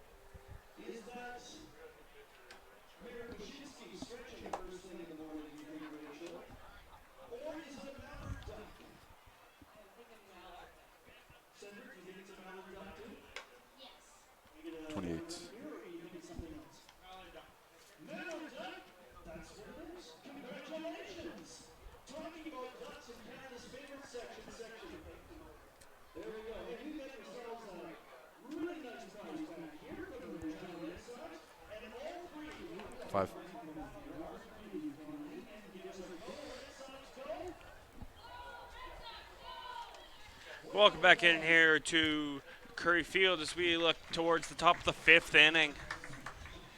As my partner mentioned, we're already an hour and 45 minutes into this one and not quite halfway through yet. Yeah, it's certainly dragged out, but once you have 16 runs in a ballgame and 15 towards one side, it's pretty understandable why the game is kind of dragged on. But we do have stuff to talk about, including a new pitcher into the game for the Red Sox. It's hometown boy Xander Udi Zenger, senior at Okanagan. A 1-0 record to his name across a 8.59 ERA, 5 relief appearances, a 7.1 inning total, 5 strikeouts, 6 walks, 9 hits, and a last appearance against Moose Jaw, where they lost 16-9. He did not allow a run across an inning and only faced 3 batters. They were all put away in the field. Yeah, and Xander, a righty, like you said, born in Regina.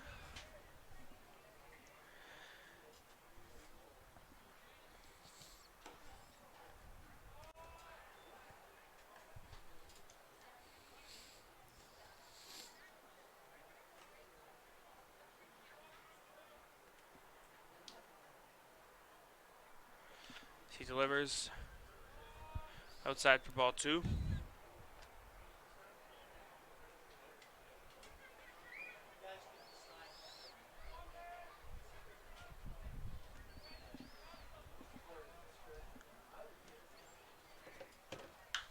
This one's high and way back out of play. Oh, yeah, out of play. Oh, Nate.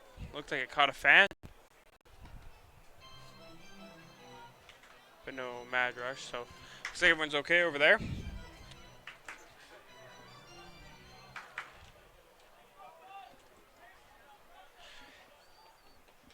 Udi Sanger takes a sign. Delivers, and this one's high again. Bender looks at it and has to run back to fair territory, but makes the catch for an out. I was going to say he had a lot more room than he did on the other one, but he had almost too much room. Has to bring that one back into fair territory. Wind really not too much of a factor. Still kind of blowing, but not enough to wreck a pop fly for any defender. So there's one gone. The righty delivers and swung on and missed by Henriquez. Henriquez took the ball to what looked like the throat. Yeah, and still staying in this game. He was holding his neck in the last inning as he had suffered that injury at a certain point. Just making sure everything was okay, but seems to be staying put in this one.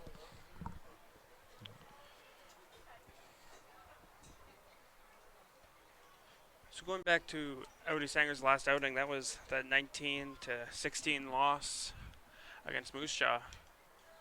That was their highest, the Red Sox highest scoring game of the season. 16 runs. They're at 15 through 4 turns around. Yeah, very good chance that gets broken. Yeah, Udi Zanger's pitched in a lot of high-scoring games.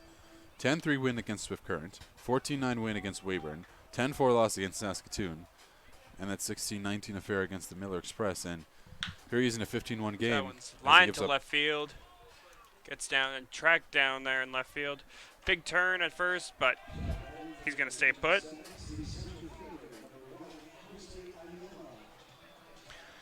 And you mentioned a lot of high-scoring games there for Udi Sanger. Xander's lowest scoring game was an 8-3 loss against Saskatoon on May 31st, but even in baseball, 8-3 is not a low score by any means, right? So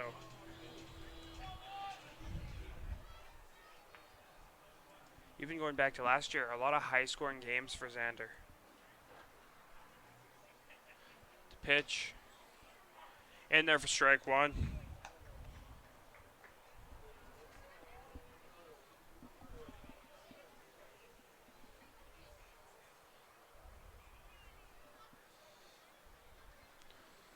Ready, sets, and delivers. Ball's low.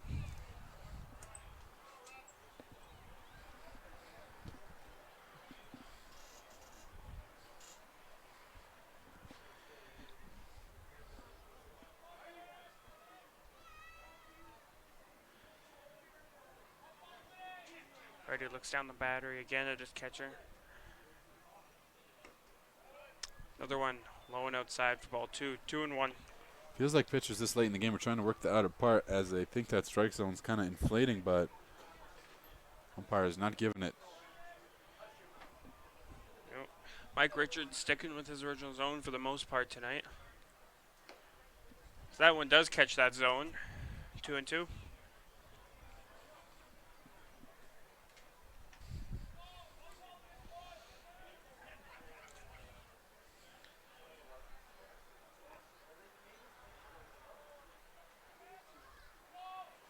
Udi Sanger sets. Another one outside. So full count, 1 out.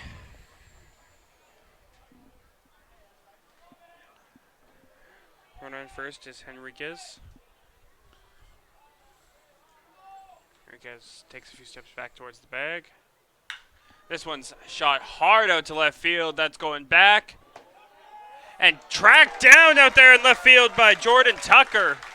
Another great catch by this outfield.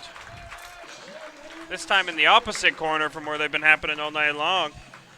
Corner outfielders showing why they're kind of the rocks at their position, that being Tucker and Jackson. They're going to be out there pretty much every single night, and tonight they've paid their dues back for being put in this lineup. Not only are they having great games defensively, just like everyone else in this lineup, they're having great games offensively. So no reason they're giving the Red Sox no reason to not put them in the lineup the next night. That one catches the outside corner for strike 1.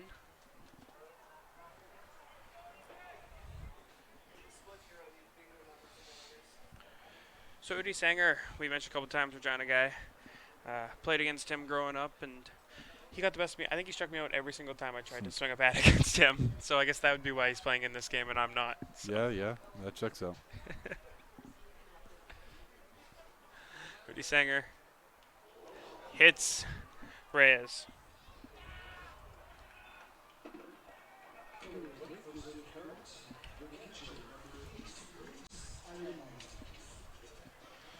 So Enrique Reyes reaches first on a hit by pitch, and Luis Ayala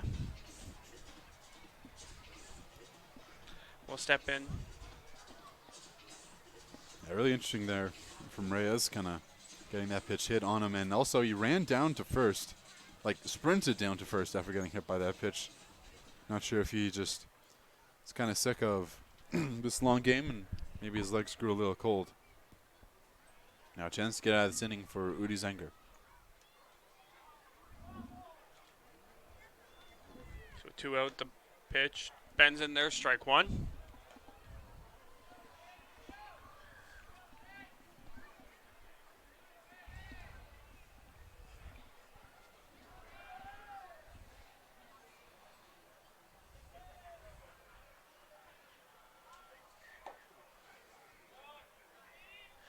That one misses, low and inside for ball 2.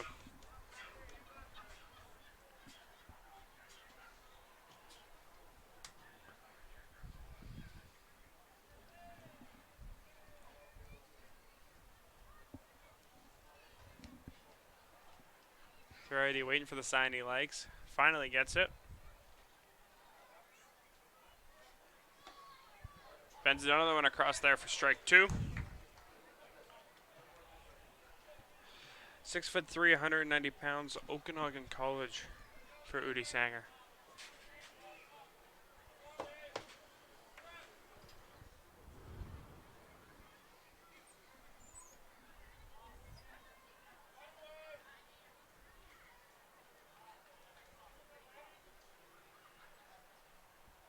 Runners go, and that is bounced foul. Yeah, the hit and run with 2 out and 2 strikes, pretty obvious call. Wouldn't be surprised if Swift Current do it again. Yeah, just trying to get some action on the base pass. Try to get some runs across here.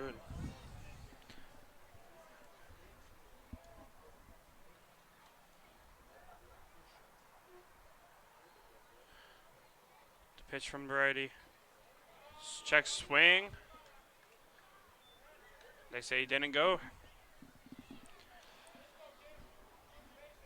So deuces will be wild here on this next pitch.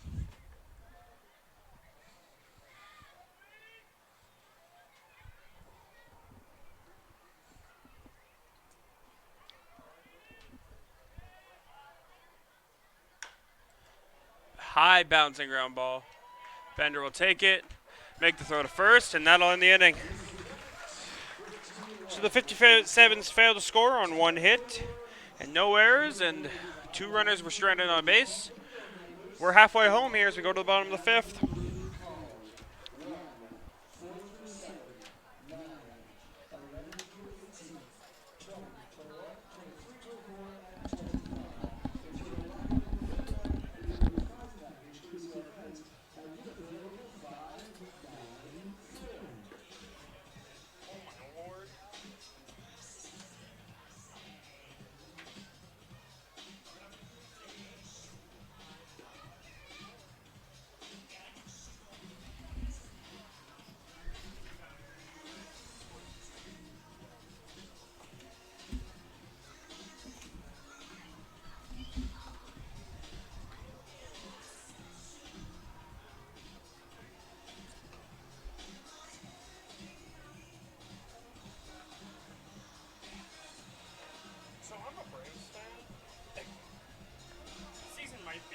Yeah, you guys are cooked. Rough go.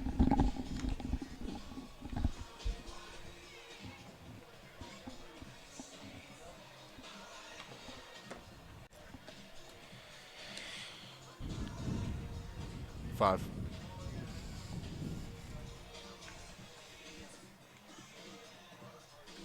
Welcome back in here to the bottom of the 5th here in Curryfield and Regina. The Red Sox come up to bat. We will have James Wright leading us off, followed by Jordan Tucker, who made a great catch in left field last inning, and Matthew Fox due up. And they face off against Jory Mazzaleon once again. He recorded a couple of outs, including a strikeout in the last inning. And he'll just look to kind of see the rest of his game out. Red Sox have scored all but one inning. I think that maybe their aggressive nature that we've seen earlier on in this game is going to be kind of let up. Yeah, and the aggressive nature has clearly worked so well in this one. There's no reason to change it. We'll see if Manzaleone can kind of claw through a couple innings here as the 57s look to try to put up another scoreless inning, which they were able to do in the third against these Red Sox. That one nearly catches the batter. James Wright. Ball one. Mazzaleone only 16 pitches, or excuse me, 14 pitches. No, sorry. 24 pitches, I should say. Now up to 25.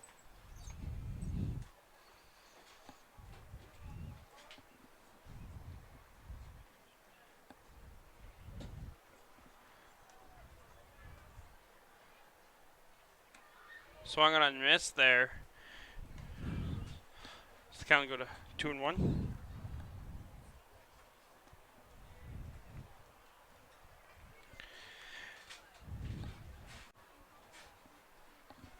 No surprise here as this is obviously the longest game that's going on right now. As bottom of the fifth. Every other game is at least in the bottom of the sixth around the league. Pitch from the righty, grounded foul. So the count runs full to the first batter of the inning. James Wright looking to get on base and keep this momentum going for the Red Sox.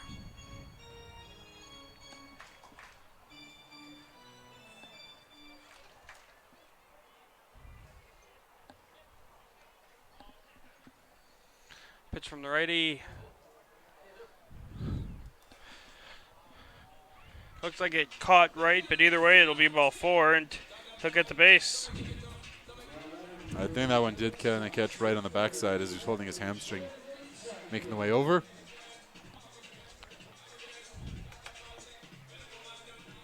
So as the leadoff batter reaches, Jordan Tucker will step in. Jordan Tucker, 2 singles and a hit by pitch. He's coming around to score only on the hit by pitch. Someone catches the inside corner for strike one.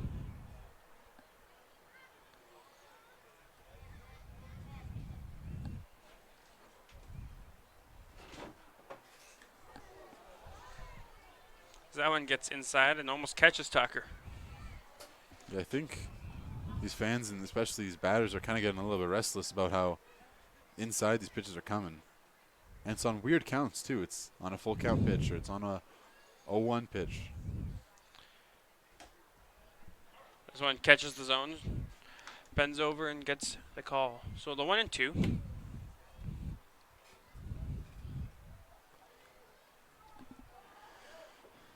The pitch lifted into right, looping foul, but tracked down out there in right field by Braxton Vales. They'll finally be able to retire Jordan Tucker.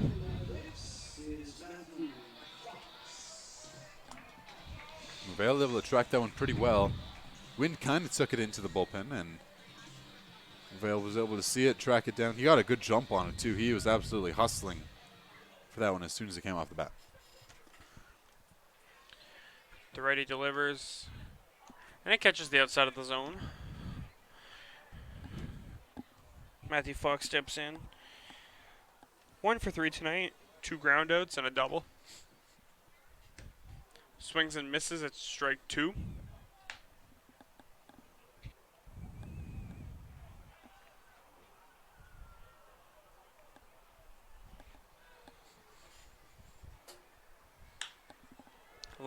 Grounded up the middle.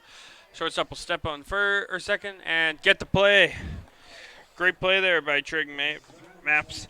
And It will go to the top of the 6th on 1 walk, no hits, no runs, no errors, and 1 left on. 15-1 Red Sox.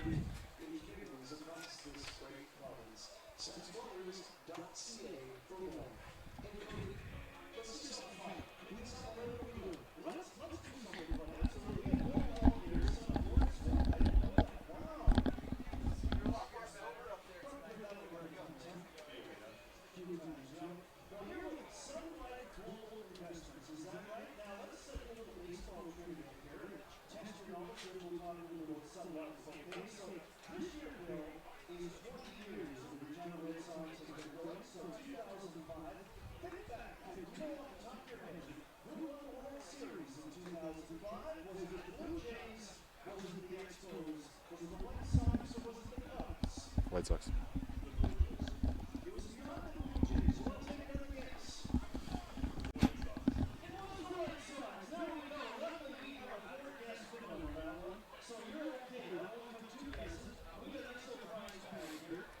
$30.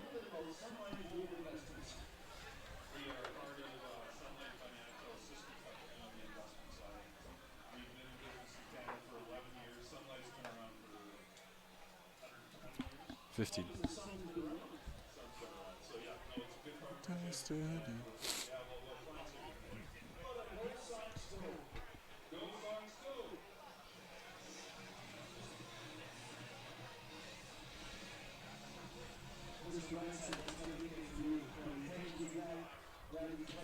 Welcome back into Curry Field as we get set for the top of the 6th inning here. So that one's in there, strike 1.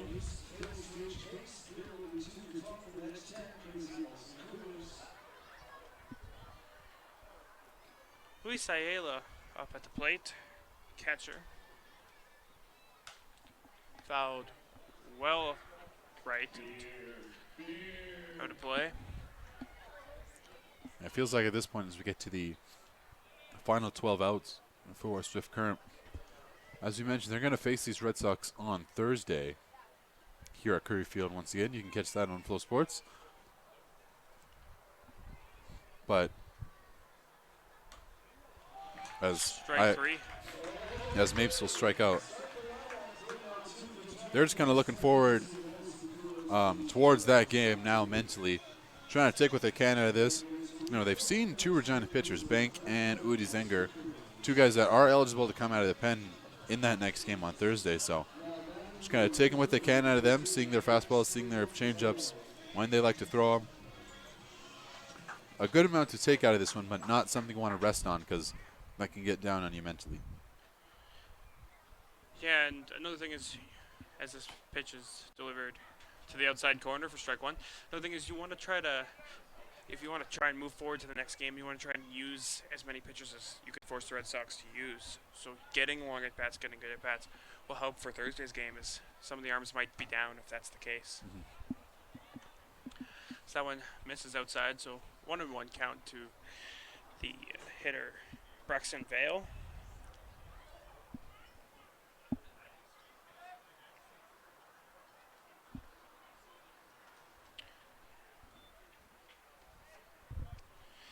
Pardon me, the batter that just struck out was Trig Mapes. Braxton Vale is hitting now.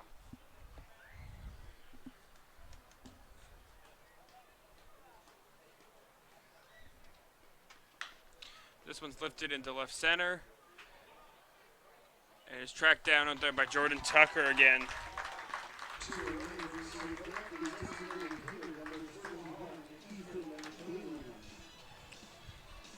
If you're in Monts, you love having these 2 corner outfielders next to you.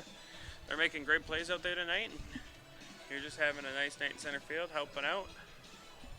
Yeah, Montz hasn't had too much to do out in center field because most of the balls have been either pulled or pushed towards the corners of it, and he's just kind of had to be the safety net. It's the reason they've only allowed 1 run today.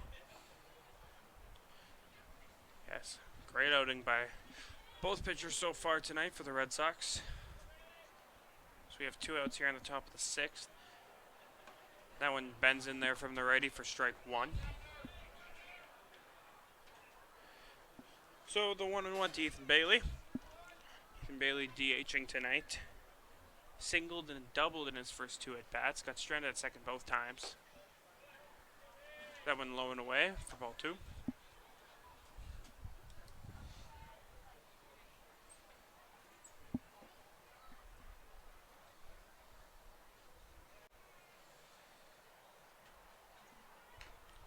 So that one's grounded straight back and foul.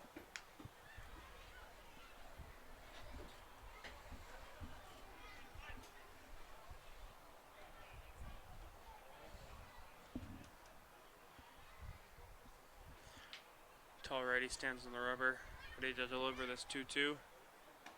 Outside. So Ethan Bailey, although he's the 9-0 hitter, he does bat .269 on the year, and the Red Sox have not been able to retire him yet tonight. Now he's gotten good contact. Been a bright spot. So that one is low. And he'll take a walk, so again, Bailey will reach. Yeah, the 1-2-3 inning ruined by Bailey. Able to show his eye and hold up.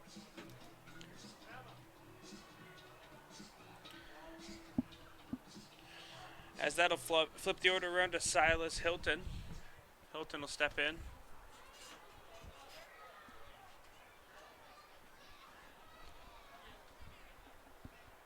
Ready to set and deliver a pitch. And it'll hit Hilton. So now there'll be runners on first and second. Another hit by pitch in this game. Well, Hilton didn't make too much of an effort to get out of the way of it, but it's a hit by pitch nonetheless, and we're going to get a pinch hitter coming in. The pinch hitter, number 15. Casey Prychuk.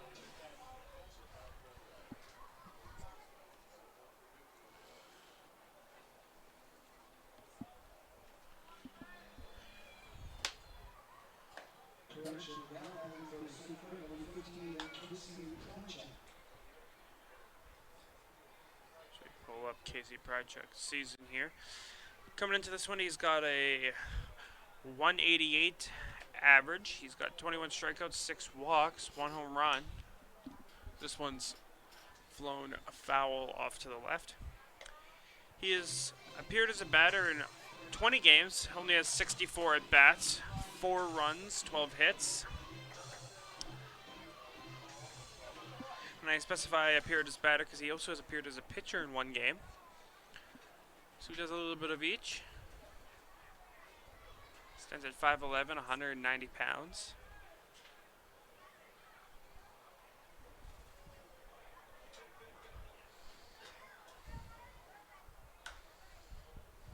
So that one's lifted up and foul again.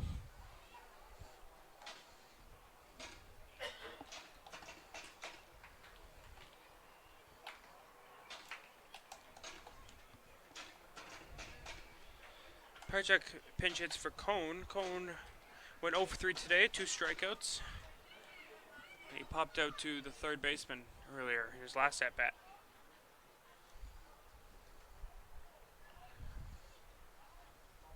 Prychuk will take that outside for ball 1. So the count runs to 1-2 here to Prychuk, his first at-bat in the game.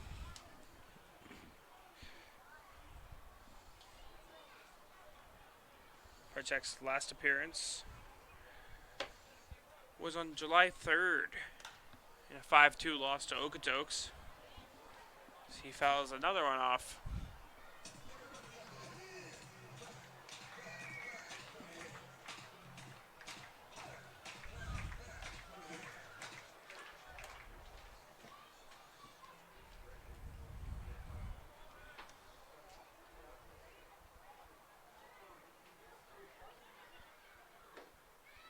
That one's low and outside.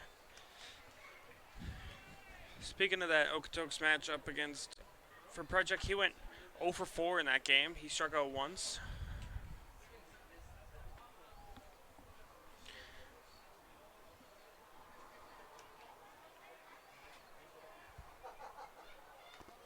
Swings and misses at that one, but that gets by the catcher.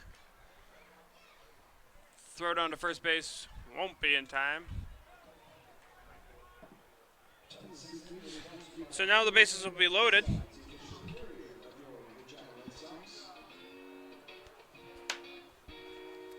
Yeah, it just does look like Rudy Zanger is going to get this inning pretty unscathed. All of a sudden, bases are loaded from a walk, a hit by pitch, and a strikeout wild pitch to bring up Enriquez.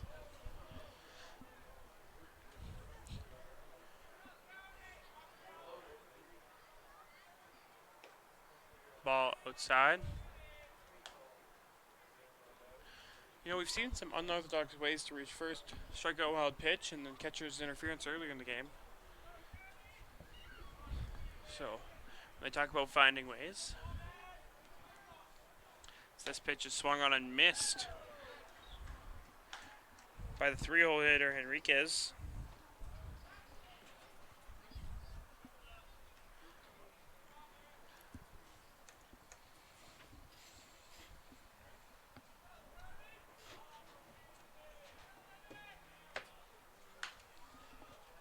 So that one's high. Hodges will give it a look, but ultimately decide that it's not worth going all the way to net for.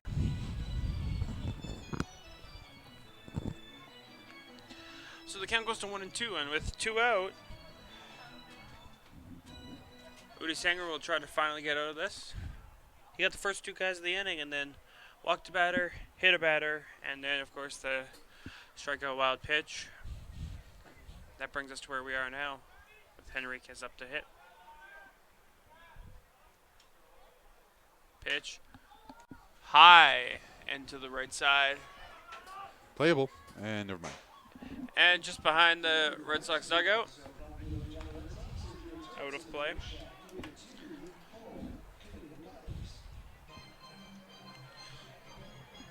So we'll do a 1-2 again.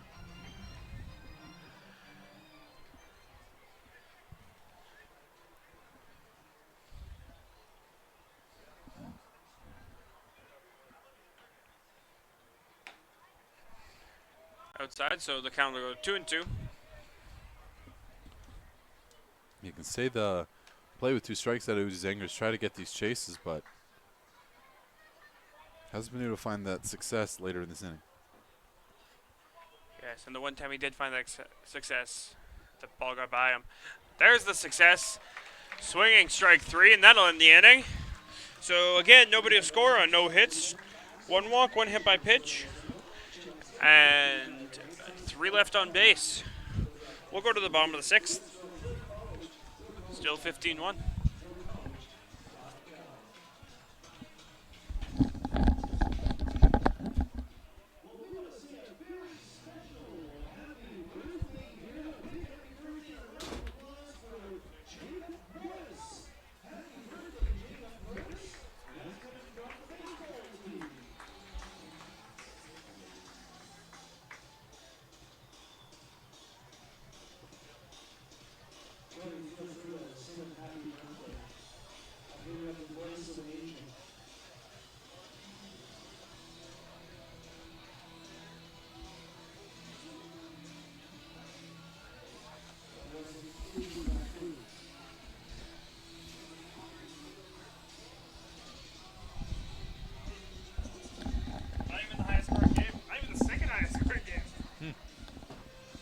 No, I see it. 17, 14, so 19 and 17. That's crazy. Biggest blowout, though.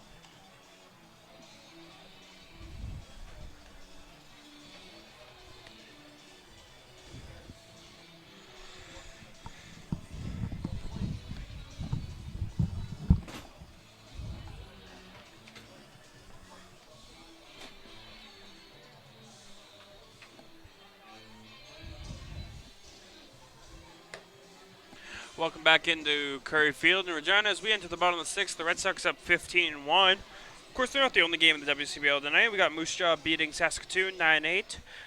Medicine Hat beating Weyburn 14-5. Fort McMurray beating Energy City 4-2. Lethbridge beating Okotoks 6-1. And Sylvan Lake beating Brooks 6-5. As the Red Sox come up here, they'll bring up Ian Montz. So that one's a little check swing hit and off the base, but the tag was not made, and he'll be called safe at first.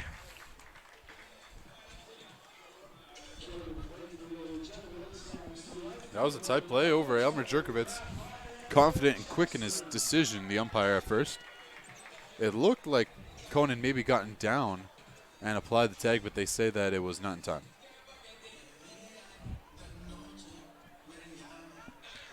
It was a close play for sure, but nonetheless, the umpire has the ultimate decision. He said he was safe.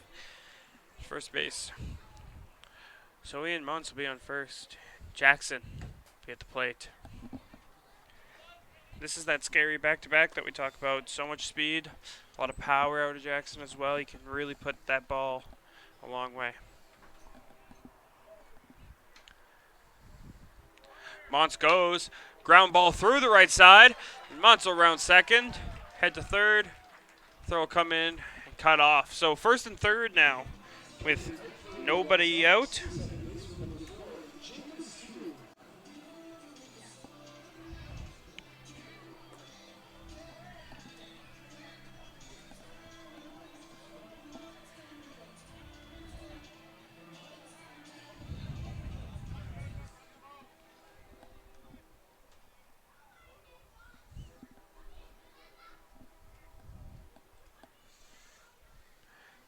Pitch from the righty. Almost catches the batter. But Steele's able to get out of the way, so it's ball one.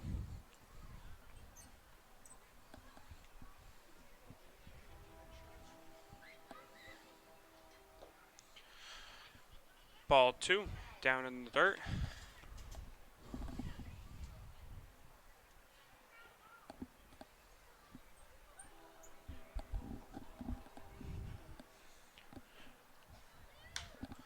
This one's high in the air towards right field.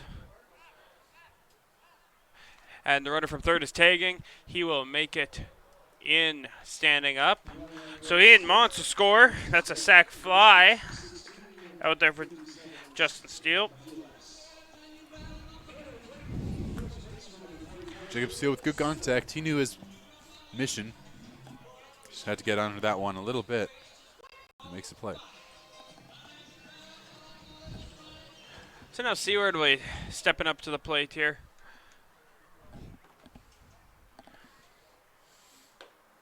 So that one's low and outside.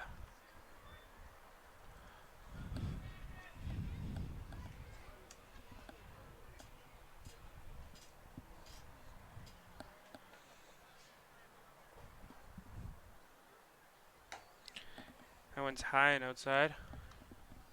So 2-0 to Seward.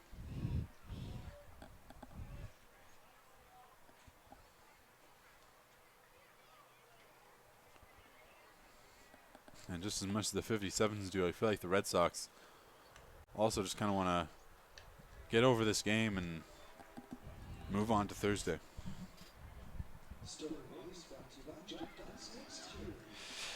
So wild pitch will allow Raphael Jackson to move up to second base.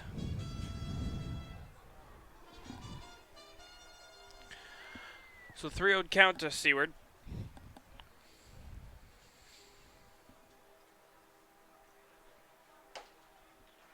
And there's strike one.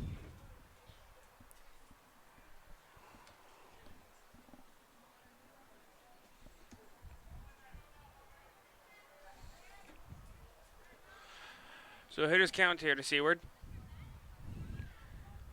There's one out in the bottom of sixth. Comes inside and nearly hits him. But he gets out of the way and he'll draw the walk.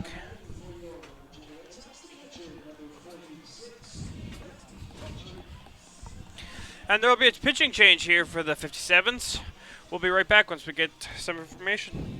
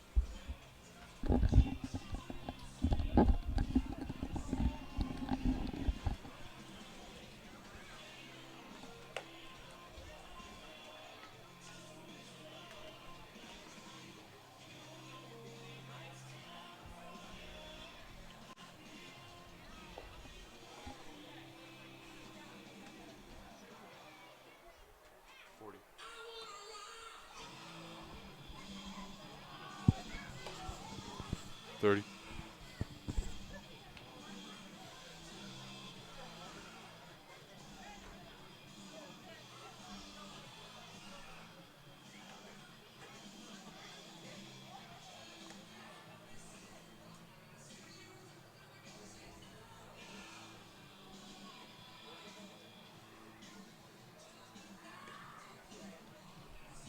Ten.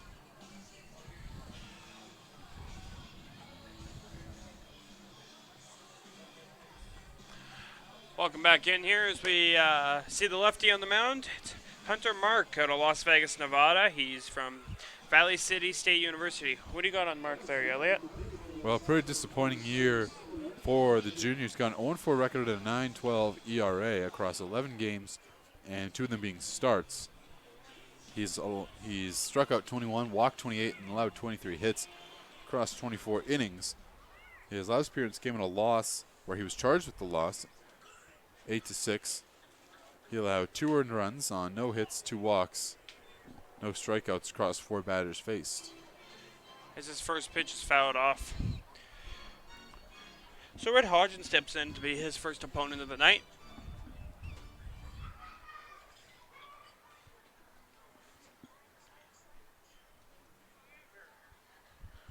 Pitch up and in, up by the head, but able to get out of the way is Hodgins.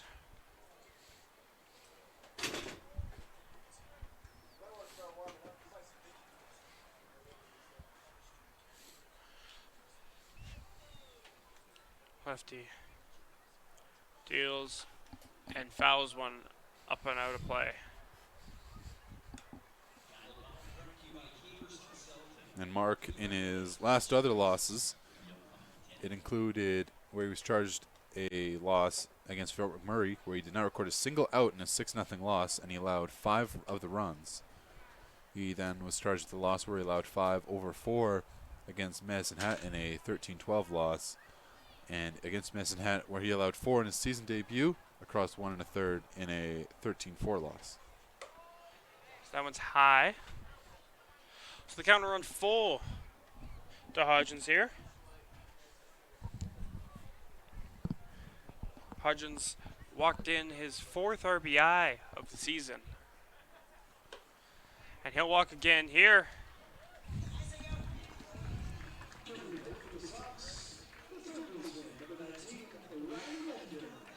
So once again for the Red Sox, the bases will be loaded, and there will be only 1 out this time. So they lead 16-1 in the bottom of the 6th inning. Now, I said the Red Sox are trying to take their foot off the gas, but it feels like Swift Current, they're just grabbing their foot and slamming it right back on that pedal. Because here we go, bases loaded again. And That one's flown into center. Struck down and caught. Runner tags from third and across the plate easily. So Jackson will score. There'll be 2 out as we get another sacrifice fly. Runners stay at first and second. the second sacrifice fly RBI of the inning. The other one was from Jacob Steele. And there's still 2 on.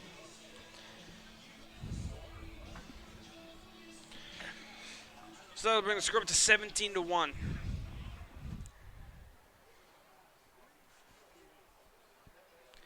The lefty delivers, puts one in the zone for strike 1. Feels like Mark had some trouble hitting the zone in his previous appearances. Needs to get on that here. So that one's high.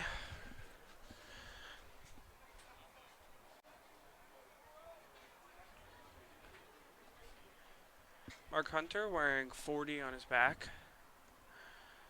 The 1-1. It's called high for ball 2. So with 2 outs, a runner at first and second. James Wright lines that to left field, and that'll get down for a base hit. They'll hold everybody at the base, and they'll play station to station here.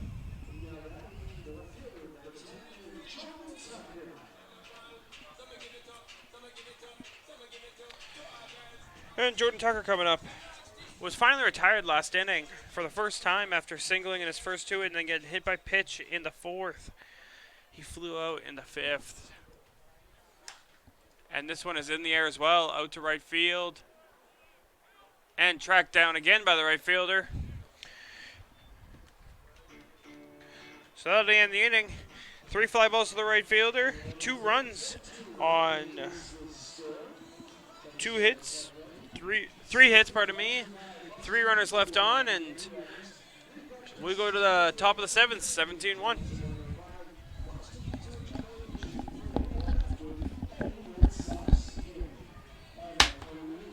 This game just needs to end. This is getting crazy. Uh,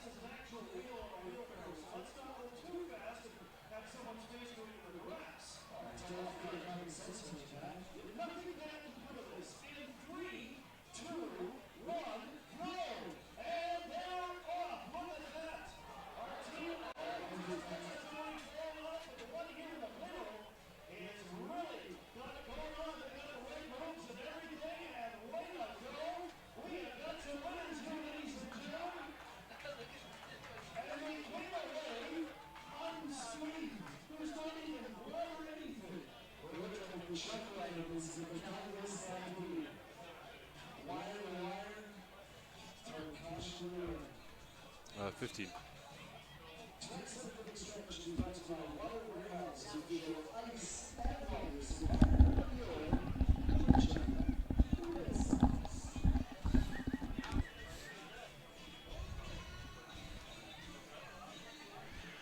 Welcome back in here to Curry Field. As we enter the last third of the game, Red Sox up 17-1.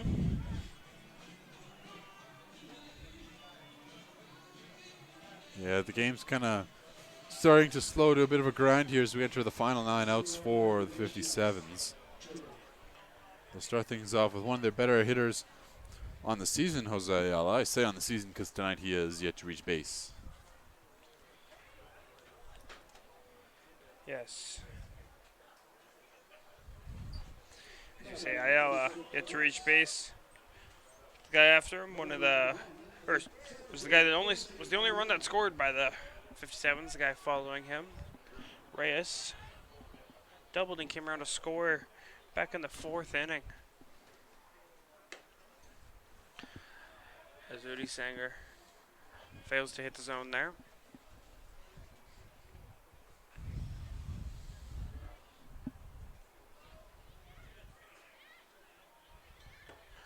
Swing and a miss by Ayala.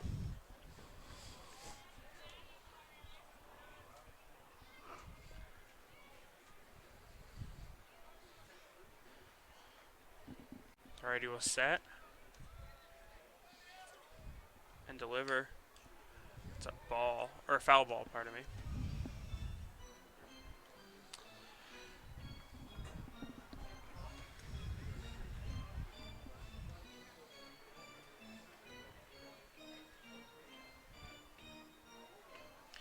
So the 1-2 count.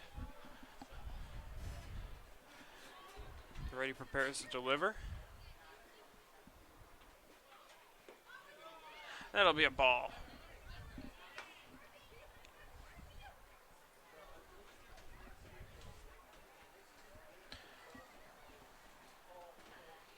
You know, as this night gets later, the crowd here at Curry Field has started to thin out a bit, but it is still pretty full in here for a 17-1 ball game. As that ball is fouled back.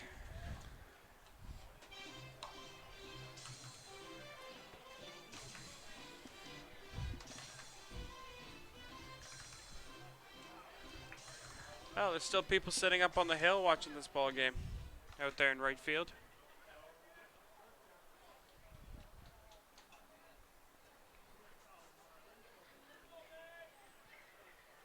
The righty delivers. This one's popped into the outfield. And Jackson will bring that in for out number 1.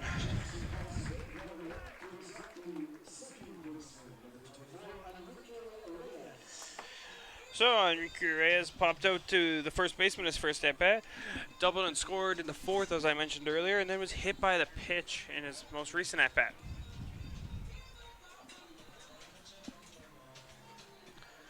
The lefty will step in again and challenge Odie Sanger again.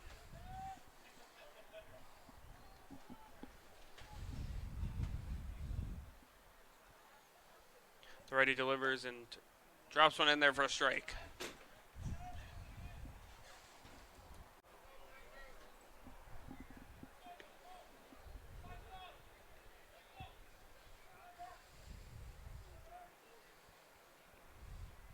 This one's grounded into the shortstop's glove, and Fox will make the play over at first, or make the play over to first. For the second out of this 7th inning. And here comes the other Ayala, who, again, pretty good in this year, but tonight, unable to get on the base paths. I think that's one of the reasons that we're looking at this 14-1 game. The high-end talent of the 57s has not seemed to show up tonight. I'd imagine Swift Curtin are hoping that's a different story for Thursday night. As he will reach base here for the first time as he lines one into center field for a base hit. And just when I'm telling you about how bad of a night he's having, I'll leave it to him to get a base hit.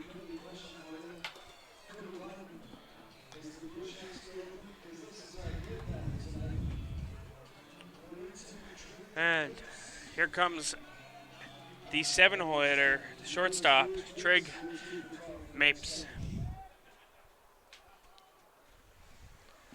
1 for 2, an RBI, base hit, and a strikeout. That one's fouled straight back. Yes, he was the batter who brought in Reyes earlier in this game.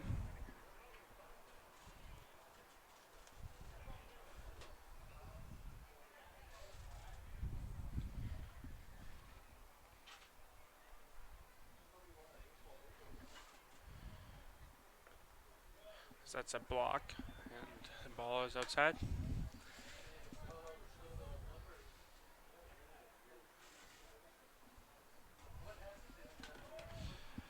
So as this game continues on, what started as a clear sunny day has turned into a clear night. That ball is outside again.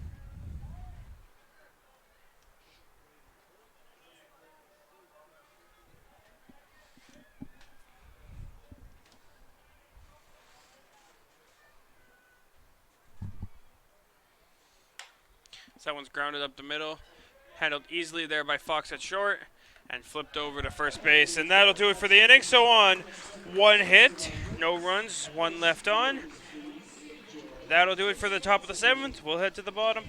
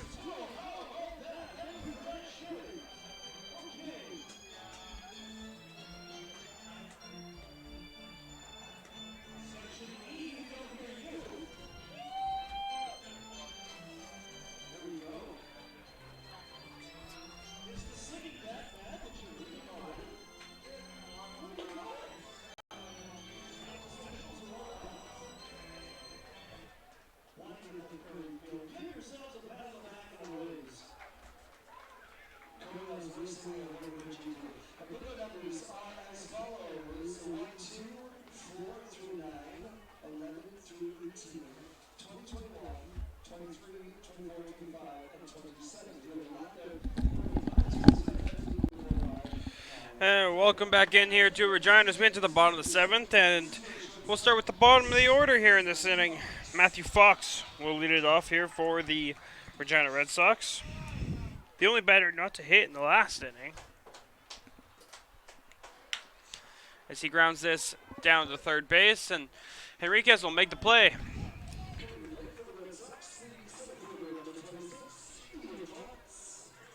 For his 4th ground out of the game.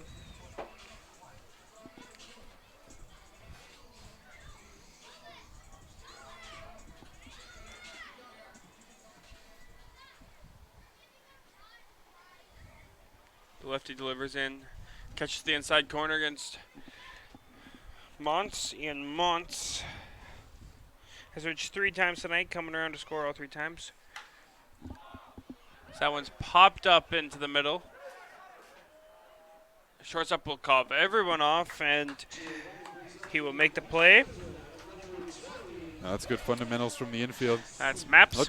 Looked like good 3 of the middle infielders were coming in. The shortstop, second baseman, and third baseman. But Marks comes in and says, that's mine, as he is positional in the hierarchy. He is higher up on everyone else, so he'll make the play. First pitch to Jackson. He's diving out of the way to try and get out of the way of that one.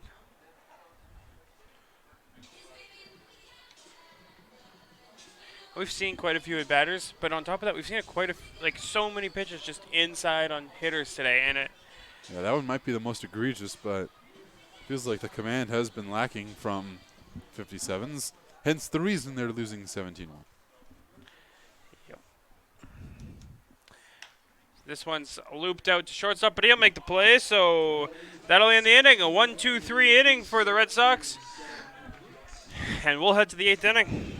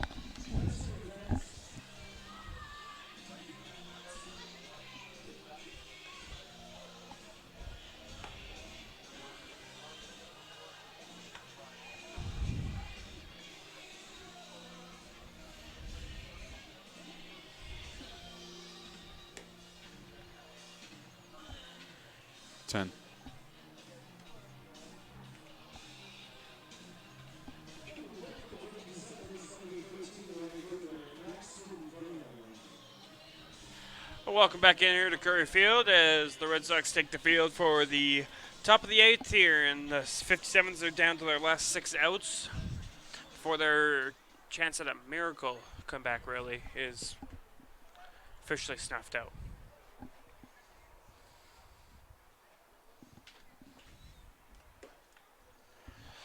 So in the box is the left-hander, number 13, Braxton Vale. Braxton Vale flew out to left field last time.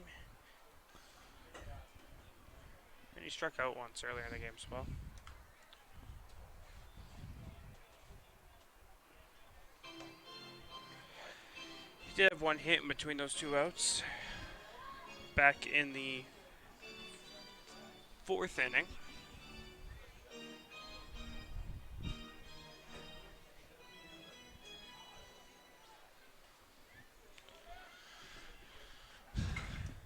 Tall righty Udi Sanger still continuing to pitch this one.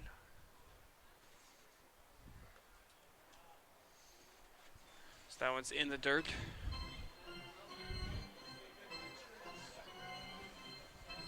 So the count will climb to 1-2.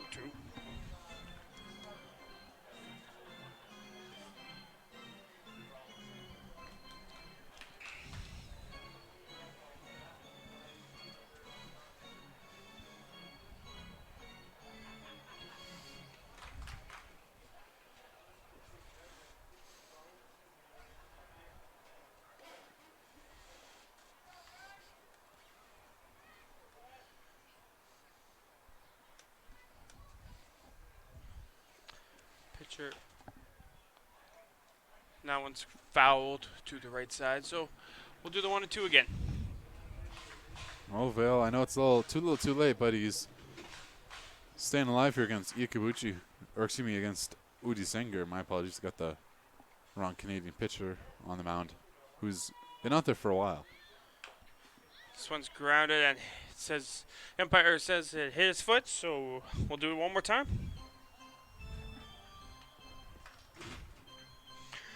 Braxton Vale, the outfielder today, but also does pitch again as well. He has appeared in 3 games on the mound, has an 8.3 ERA, 4.1 innings pitched.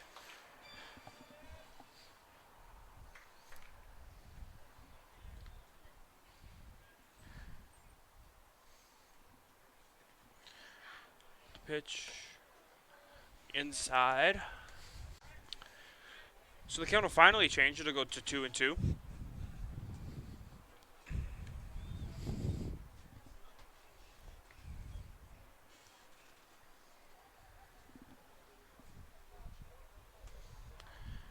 The righty delivers, and ball 3. So after all this, the count will run full, and we'll have a payoff pitch here.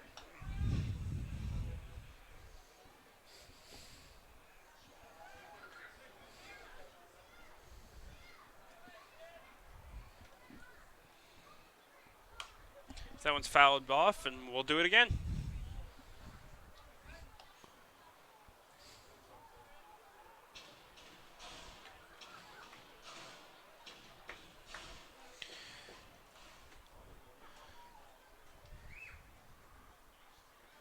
Woody Sanger sets for the 9th pitch of this at-bat. As it gets called, strike 3, and Vale looked like he thought he was walking, and sure enough, this is not the case. Yeah, threw his bat thinking he was going to get ball 4, but again, a quick peek at the scoreboard tells you, nothing to get angry about. Nope, this one's just going through the last few outs here. Of course, if you're Swift Current, miracle is always welcome, but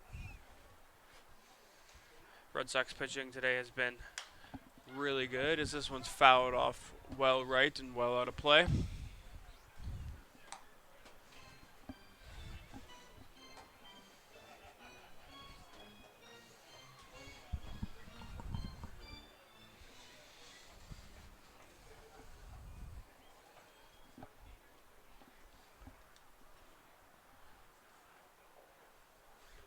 So that one swung on and missed. 0-2 to the DH for the 57s.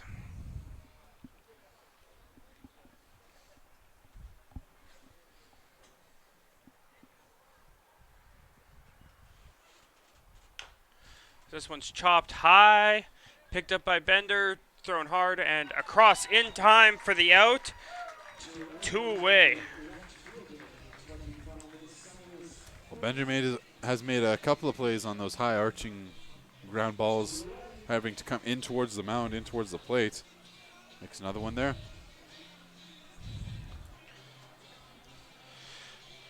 So as I mentioned earlier, 16 runs was the most coming into this one that the Red Sox had scored in a single game. Of course, now that's been surpassed. 17 tonight for the Regina Red Sox.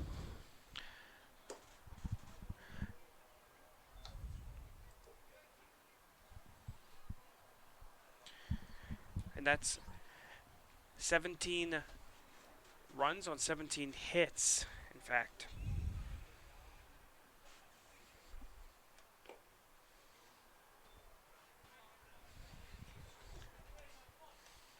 Giving up 6 walks tonight.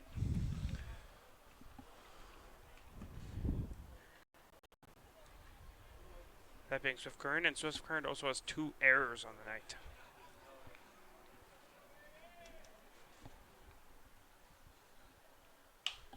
So this one's lifted into left field, high into the night sky.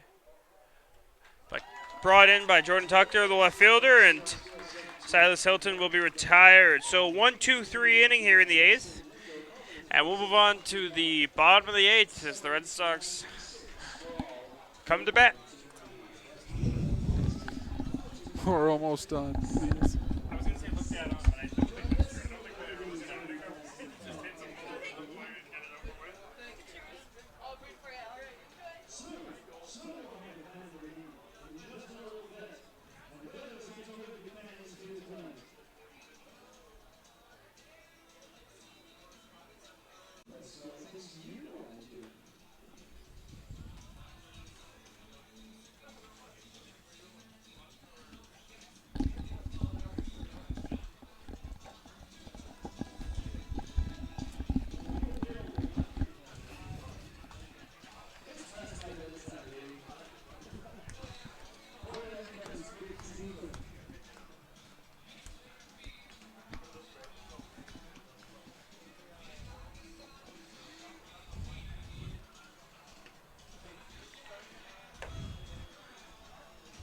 Let's see.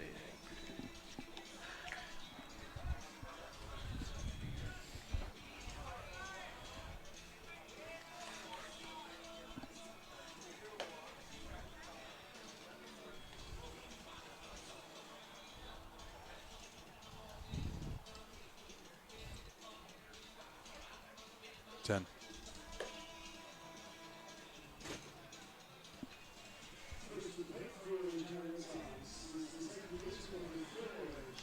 And welcome back in tonight as we enter the bottom of the 8th inning here as we approach the 3-hour mark in this game. We're at 9:50 local time. First pitch was at about 7 o'clock. 17-1 Red Sox. As Jacob Steer comes to the plate.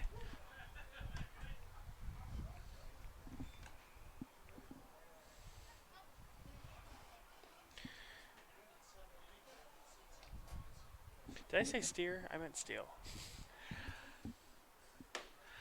That's been a long night for everyone. Don't It has been. Steele 0 for 3 tonight.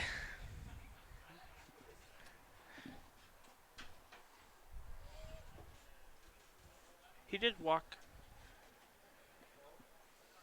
twice. But he strikes out here and set down. So you had only been put away one time today. Walked twice, scored twice, 2 RBIs, and 2 singles.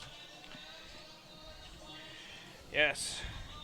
Jalen Seward having a great game tonight. He did ground into a 4-3 double play back in the 3rd inning, but at that point the Red Sox were up 10-0 already, and lead's only growing from there. He's been a big part of the lineup tonight.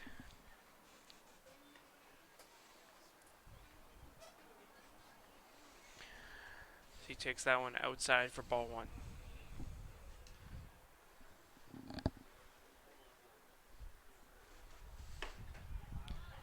In there for strike 1, so count goes to 1-1.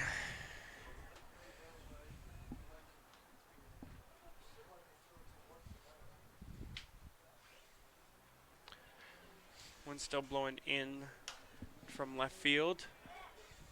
That one's fouled up and out of play. So the count goes to 1-2 here, and Mark Hunter looks to continue his outing as that one goes way outside, and Ayala goes diving to make the catch. Yeah, good play by Ayala there, able to, even with none on and only 1 out, Still diving to make that play shows that he's got some effort being a veteran. Lead by example kind of thing, right?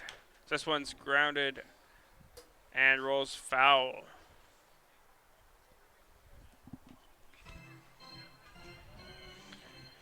So, Mark here will step and look towards catcher getting his sign.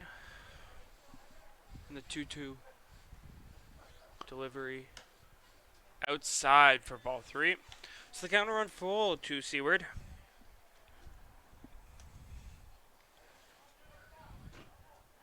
After tonight, I have to think Seward's average will go up above that 400, coming in at 395 tonight.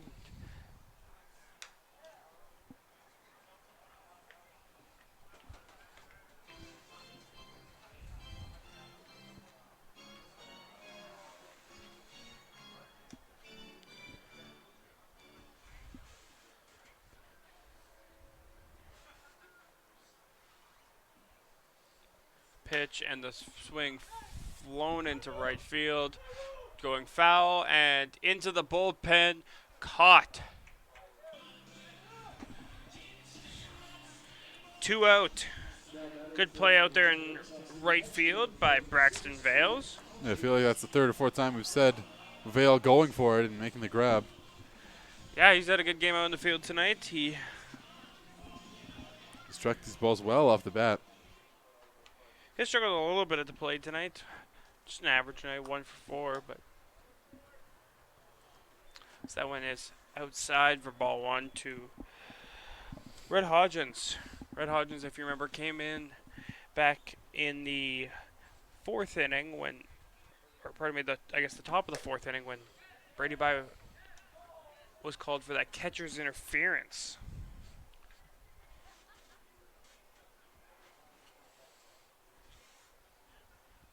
Oh, pardon me, that was the 3rd inning that happened.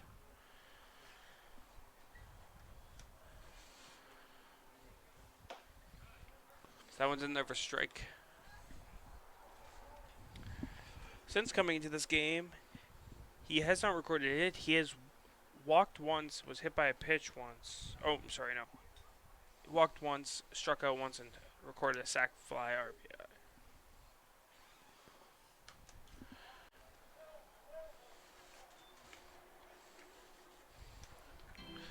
All right, well, the count is 2-2 with 2 away here, and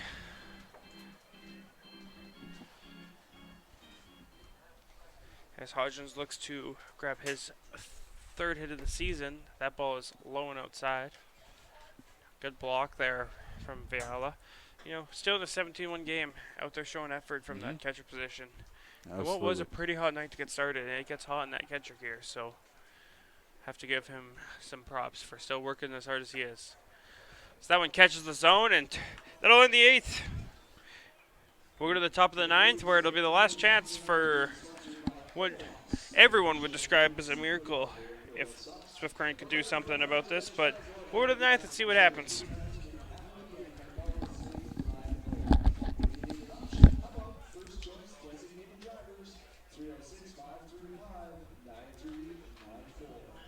I'm just putting it down.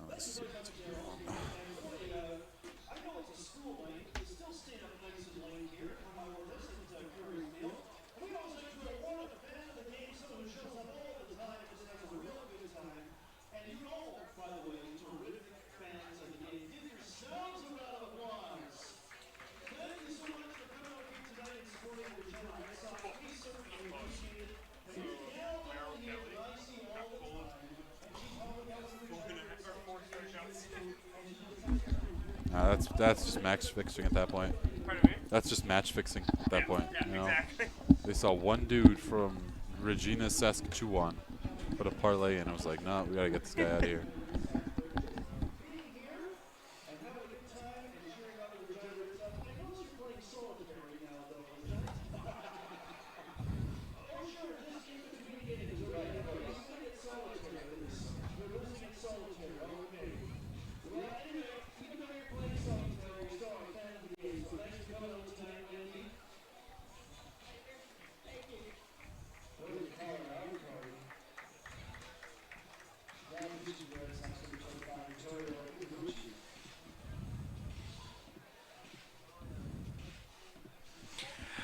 Well, welcome back in here to Regina, where we play the 9th inning of a 17-1 ball game here. Swift Current will come up with 3 outs remaining. Due up will be Casey Prychak, Wilmer Henriquez, and Jose Ayala.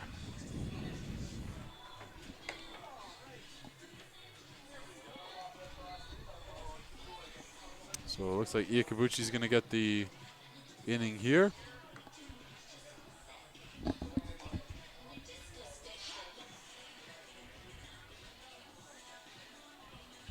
It's been pretty good coming out of the pen. He's had a few save situations he's entered. Obviously, this is the farthest thing from.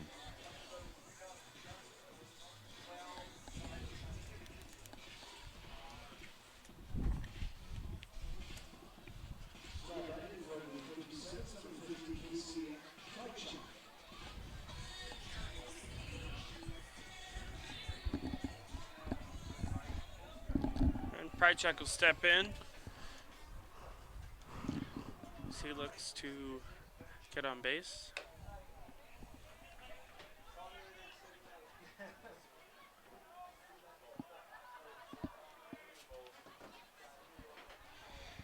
He struck out last time, but a wild pitch allowed him to reach base.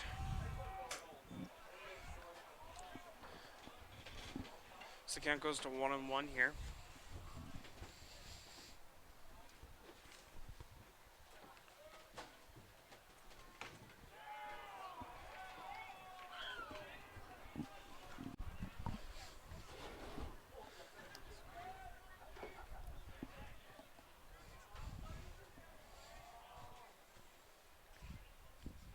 The righty looks down his target, trying to get a sign that he likes. And he'll take a second step off and reset. He gets one that he likes, and he will set to deliver. And Prychek will jump out of the way of that one inside.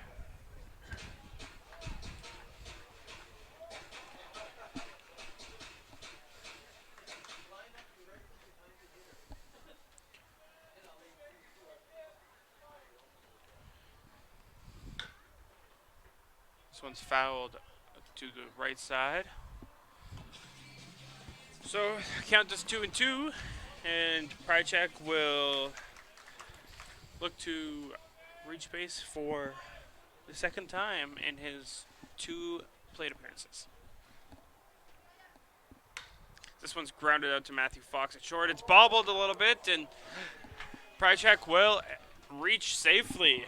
So have to imagine that'll be scored as an E6. Yes, it will. Well, it was a weird roller coming in from the grass. Looked like going off the heels of the grass into the dirt. Kind of took a one last hop in. Instead of going into the net, it goes right into the heel of Fox's glove, and there's a man on. Swung on and missed there by the 3-hole hitter, Wilmer Henriquez.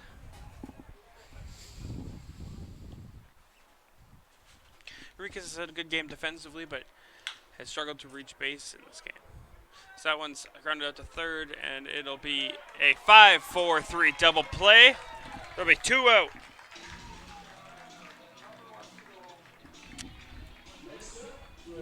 You know, that third baseman on those double plays, he's got to be quick to make that turn. Bender does the right thing and doesn't even think about double clutching or looking over to first. He immediately throws down. Throw down to first, beat the runner by maybe a quarter of a step. It was really close, but they called the out, and we are 1 away from seeing the conclusion of this one. And the righty will throw. That one will be high. So down to the final 3 strikes of the 57s in this rather lopsided affair. So that one's lined out to right field, and will get down, rounding first.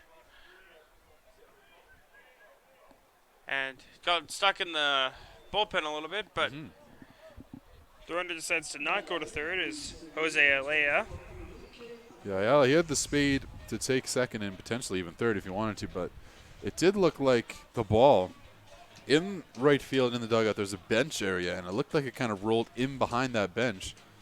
So Jackson had to reach over and grab it, but it's a double all the same as it likely would have been if that bench was not there.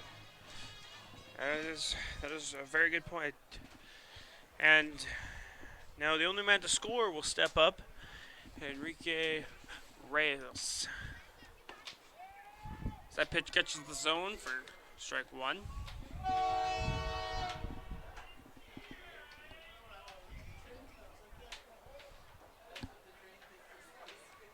Enrique Reyes stands in the left side batter's box. And we're sorry if you at home are hearing a giant horn. There's currently a train going by just about a block or 2 away from the park here at Curry. A little bit inconsiderate. Spooked me the first time it happened. I wasn't expecting it. So that one's in there for strike 2.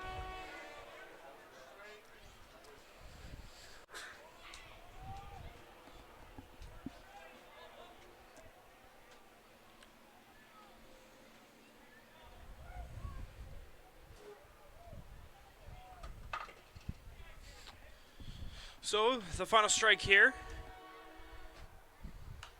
And it's fouled off. We'll do one more.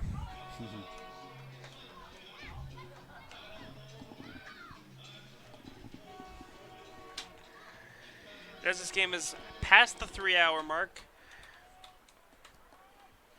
we look for one more strike to send the Red Sox fans home happy. At least those that remain. I think the ones that have left have already gone pretty joyful. That is true. That is true. And even if we're catastrophic strike, they would. And that's the end of the game. So the Red Sox will close it out, 17-1. Your final score here at Curry Field. A very lopsided game. And great pitching and hitting and fielding all around. Great game by the Red Sox. A little bit of a struggle out there for the 57s tonight. But they'll see each other again and get another opportunity as the 57s. Anything?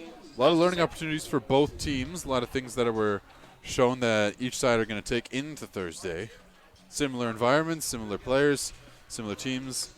And we'll see what these teams can offer on Thursday. Hopefully Swift Current can put a bit more of a fight in the early game, as that's really what kind of cost them in this one. Well, that'll do it for tonight, as we thank you here from Curry Field. Thanks for tuning in on Flow Sports College. And from me, Elliot, and everyone at Flow Sports College, we wish you a wonderful night.